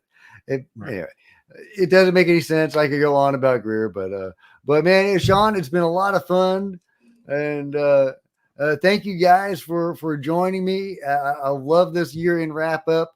We got a little. I know it's just like there's not enough time. I'm like at the very beginning, we're like, do we have enough material? And it's just like, yes, we do. Apparently, we do. I love it.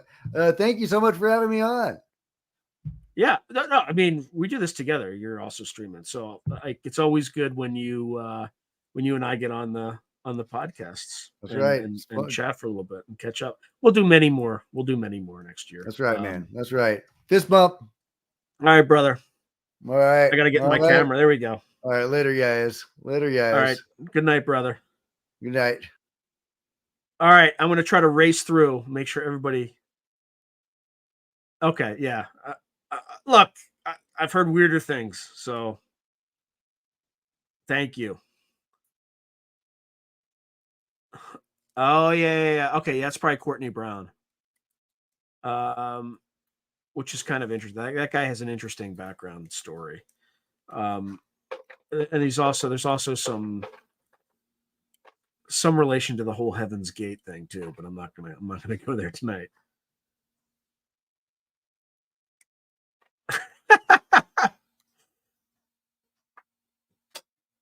Let's see. Oh yeah. Yeah, no, I agree with you there. Look, I've been to the adjacent property, and I actually, I had, I mean, you could say the wind blew a chair at me in the fire. I was sleeping by a fire, and it, you know, I just had a thought in my head, and almost immediately there's a huge gust of wind that blew this chair into the fire right at me. So there's something to it. It's pretty, there's some very positive energy during the day and very negative energy at night. That was my experience.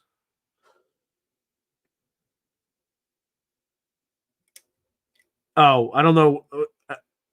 Oh yeah, it's got to be the Cosmic Road intro. That's very 80s.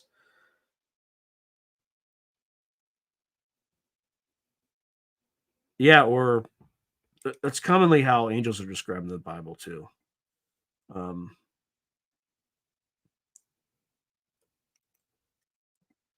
yep. Man, you guys got a lot of comments. I've had like 3 precognitive dreams since September.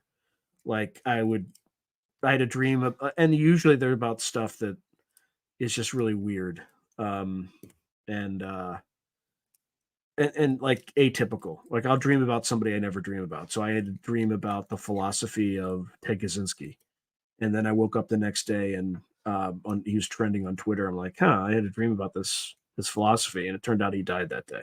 Like stuff like that. There's like some weird stuff that's related to dreaming.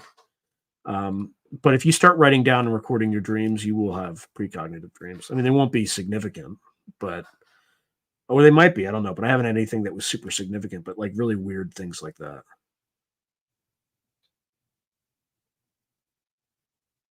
Yeah, I don't. Yeah. Oh well, yeah. I think Jack already thanked you, so thank you, Kyle.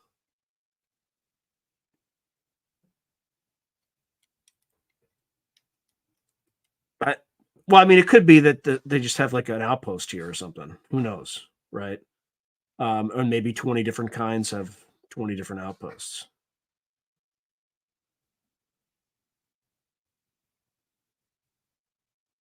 I don't know. Maybe they're trying to interact. I don't know.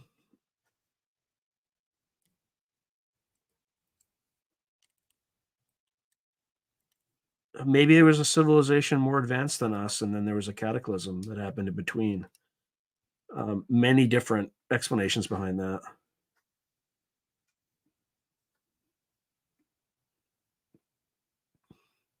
Yeah, the problem is this Book of Enoch is not in like the Catholic Bible or the King James Bible. It was taken out during one of the councils that they had.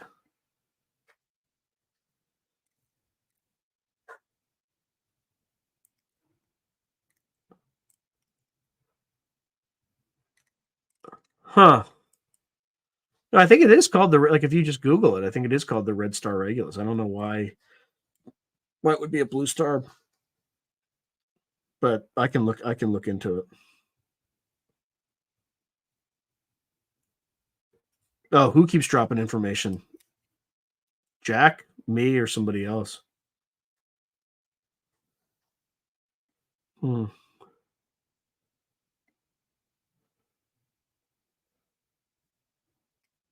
Yeah, they kind of are. Yeah.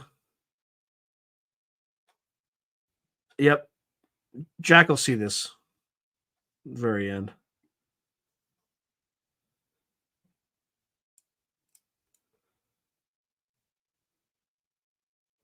Huh. Yeah, there's these 2 dog men that showed up to somebody at Skinwalker Ranch. It's like a perception thing. But it was absurd. They were like smoking cigars, dressed in tweed jackets. And there's just a lot of things that there's a consciousness element to a lot of this stuff, to a lot of the phenomena. A lot of it is how you perceive things. It's just as much as what is actually really there.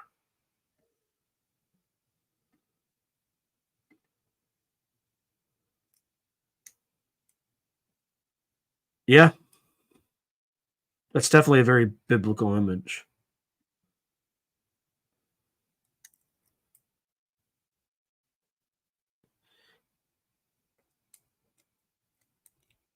Yeah, I mean, I've heard all sorts of different stories, whether or not any of them were real. Like Lynn Buchanan reported on my channel that like people had approached him who were escaped slaves from who escaped to Earth, and they were worried about um, genetic markers and stuff like that because the genes that they would have would not DNA would have elements of non-human, or not non-human, but non-Earth, non-terrestrial human.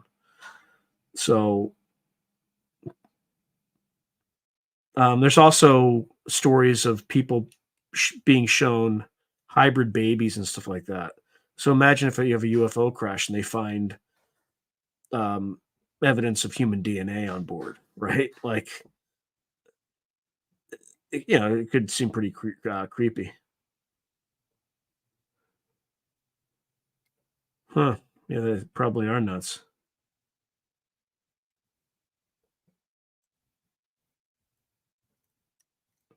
Yeah, there's plenty of claims. When David Morehouse did a remote viewing, or the remote viewing unit from Project Stargate. They went on TDY, temporary duty, to Pueblo Alto because they're getting reports of these craft flying into the mesas and stuff like that. They believe they had done a bunch of remote viewing sessions. They believe there are bases in the Southwest. Whether or not there are, I don't know, but that was one of what remote viewers were saying.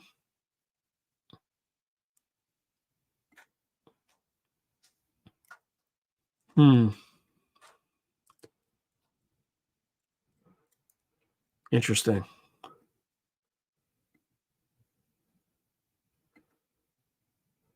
Yep. Thank you.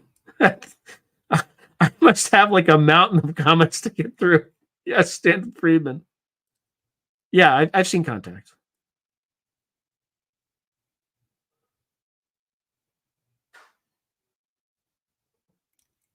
What was that most important thing? You got to tell us, Samuel. Oh, Through a Glass Darkly. That's my channel. Oh yes, you guys already got my back. Huh? Even spelled with AL instead of EL. Interesting. Yeah, he didn't. That's right. He absolutely didn't believe Bob Lazar.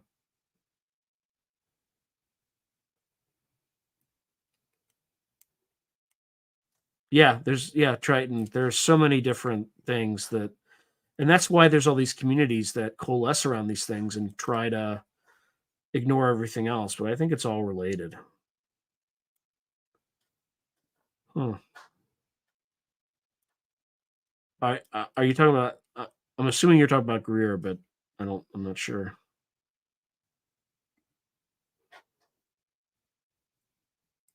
Yeah, yeah. I'm not saying all this stuff is real, but I'm also not saying it's not real. Who knows?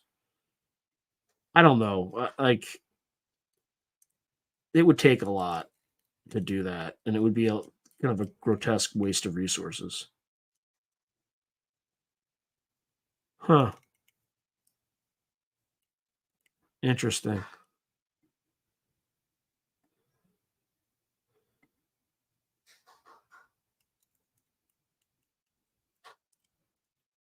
Uh-oh.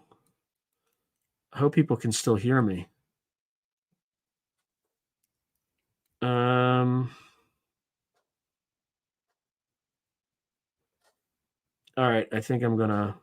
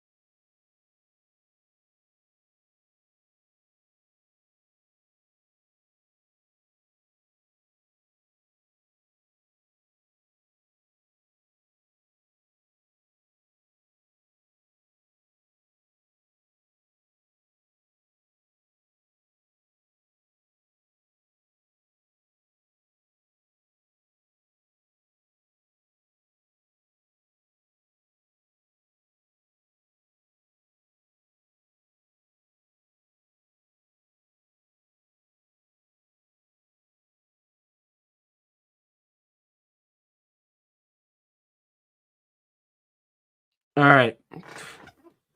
Chrome gave me a hard time now, so my apologies. Um, just look for Courtney Brown. That's the guy you have to look for. Um,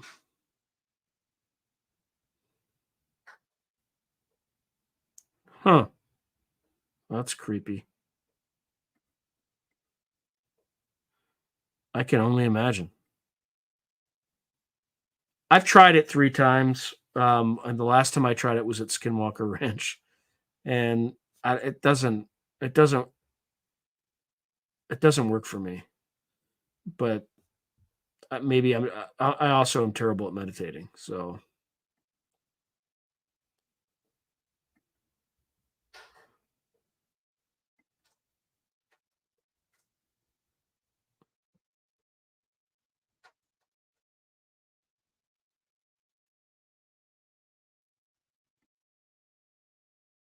yeah, I mean, I would be careful with CE5. That's all. I have not looked into the super soldier stuff. Oh yeah, I think that's I think that's definitely an aspect of the phenomena.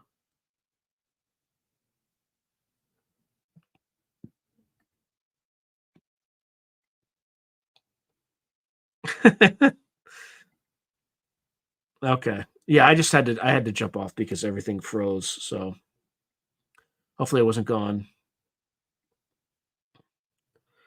Okay. Woo. All right. I think I got through everything. Okay. Yes. All right. Um.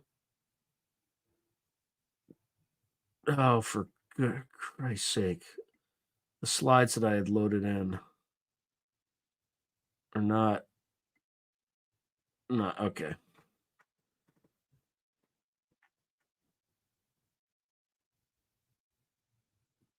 Yeah. Good night, Rich Universe, and I appreciate you. Okay, so I have one last thing. If people are interested, I don't. It's just about my channel. Maybe I should just hold it for right now because this is also Jack's uh, live stream. So I'll just hold on to it. I don't think I need to go through and talk about the state of the channel because it should just be me. I shouldn't hijack Jack's live stream as well.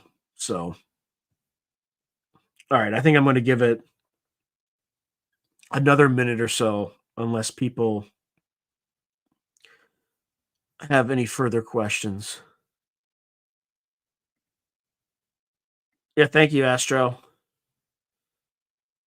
Thank you, Gon. I appreciate that.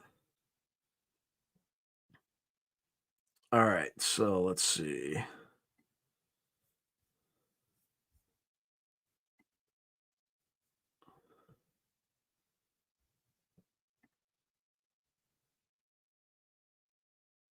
Yeah, it's look again. It's possible, right? Huh?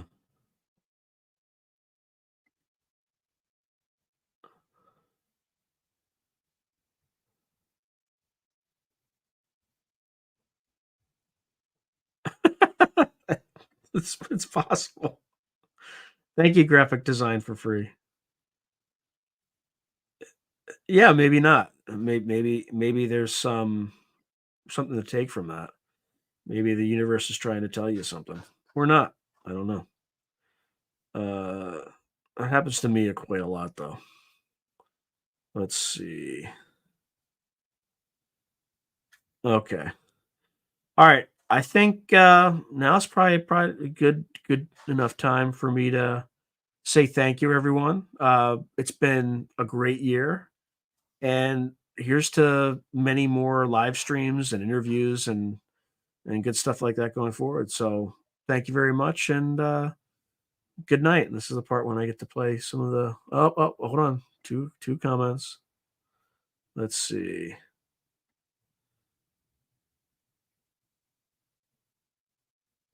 Yeah, maybe. Yep.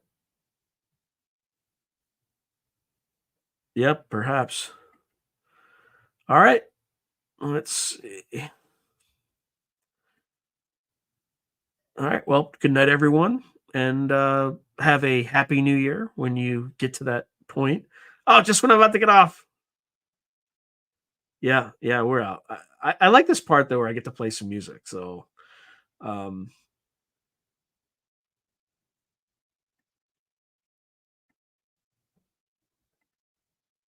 yep, you did.